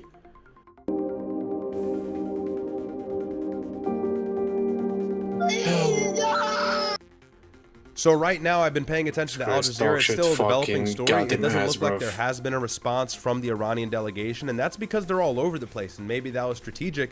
The delegation, the parliament speaker, and the foreign minister, Abbas Araghchi, are in Qatar right now, if my details serve me correctly. And so they're not even all together to really make like a joint statement. However, I'd pay attention to their Twitter accounts. They're probably going to say something very soon here. And this is what the U.S. does. We bomb them, then we step back and say, oh, no, don't worry, ceasefire is still going. We bomb Bandar Abbas, we bomb Qasem Island, we bomb Minab, we bomb all of these cities on the coastline. And then we say, don't worry, ceasefire is still on. And Iran is like, no, it's not. Like, there is no ceasefire. You keep attacking us. And you keep attacking the ships in the strait. And you keep blocking our naval ports, blocking our blockade. So we're poking the bear. We're trying to start the war up. But I think what maybe Trump wants is a strong and aggressive response in the Gulf countries. Maybe he wants to see Iran deploy or launch a drone attack on Dubai again, on the UAE as a whole. That's their main enemy anyways, because the UAE is they're like the same thing at this point. So who knows what the strategy is? It's unclear, but it's unfortunate to see. It seems like this is probably going to be a rough week in terms of actually getting a peace deal. Go ahead, were you showing something? Look at Riyadh. Riyadh's happy now that the war's back. He's like, yes, content. You're crazy. I saw you say that. I saw you say that. I'm not gonna lie, I was farming the war crazy, but I just started to branch off into other things. I'll be honest. What is that? The USA will get. Well, the war is inevitable. I mean, look, it was going to happen anyway. So anyway, yesterday Trump posted on Truth Social saying it will not be bombing Lebanon any longer. They are prohibited for doing so by the USA. Enough is enough. This is yesterday, but ABC News just reported that Netanyahu is intensifying the attacks on Lebanon. Enough is enough, but they're not listening. You can see who's in charge. I see this debate. They're like, who's really in charge, U.S. or Israel? Okay, well, this is a perfect example. Trump made it clear what he wanted and disobeys and does it anyway. Well, the thing about this whole situation is Netanyahu is actually in the best position possible. And I'll tell you why. Iran is saying one of the biggest sticking points for this ceasefire to persist is no war in Lebanon. Can't bomb Lebanon. And so the United States is like, okay, no problem. But again, remember, a ceasefire or a peace deal is contingent upon not bombing southern Lebanon. And so for Netanyahu, all he has to do every single time there's a ceasefire is bomb Lebanon. And then that inevitably drags the United States back into the conflict. Remember on April 7th, when we had the peace deal and the ceasefire officially, the next morning, it bombed Lebanon with 100+ strikes in a suburb south of Beirut in southern Lebanon and killed so many civilians. It was their biggest bombing onslaught since the beginning of the war in February 2028. And so February 28th, sorry. And so like when you look at all those facts, it's pretty obvious every single time things slow down, heats it up in southern Lebanon, and then Iran says, no, we're not doing a deal because you keep bombing Lebanon. And Donald Trump has literally no power there. What can he do? Stop from bombing? How's he going to do that? He's already given them billions of dollars worth of weapons. They're going to do what they want with those weapons, and no one's going to reprimand them. So has the ability to agitate the conflict at any time. And it's kind of like clockwork. Every single time you see the ceasefire or a peace deal potentially happening, expect southern Lebanon to get hit. Yeah, probably. And that's for two reasons. That's for Hezbollah, the Iranian proxy, but they also want to annex southern Lebanon. They want it. They believe it's their land. They want to take it, and they're working very hard at it. Apple Maps already removed all the village names in the municipalities. It's a matter of time until they probably get that goal as well. And then the West Bank, and then Gaza, Jared Kushner's big city, that this is what they want. And maybe it's too schizo, but if you look at the beginning of the war, Trump says, okay, no new wars, and then Epstein files releases, Netanyahu visits, and then we go into the war. Then Trump says, okay, we're going to have a peace deal. Everything's going to be fine. Some random guy that was stopped by the Secret Service, he chimps out, starts firing shots into the White House out of nowhere, right? Some random guy that was already stopped by the Secret Service completely chimps out. And that was in the midst of the peace, the peace deal and the ceasefire. So once again, I don't know, maybe that's schizo, but it looks like I don't know, some people are thinking that they're activating sleeper cells to threaten whenever things don't go the way that they want. Yeah, I see that. And look, like, I'm very reluctant with the conspiracy theories. I don't like to talk about these things without smoking gun evidence. However, I will say the timing is interesting. Just 2 days ago, there was another White House shooting. It's like, okay, this is really weird timing as he's saying every single about time to happen. Yeah, every but single I mean, time. you know, at the same time, it could just be that Donald Trump is really hated. I mean, think about it. Has a president ever been unanimously hated by the right and the left like this? The only people that support Trump is like this sub-fringe, cringe, Ziotard, like center-right MAGA base. The people on the far right arguably hate Trump just as much as the people on the far left, like the Antifa one. So I think it's a time where the hate for the president is peak. I don't know if it's ever been like this before in my lifetime. Nice. So I hope you guys enjoyed the stream. Well, let's go back to you know, where we need to be.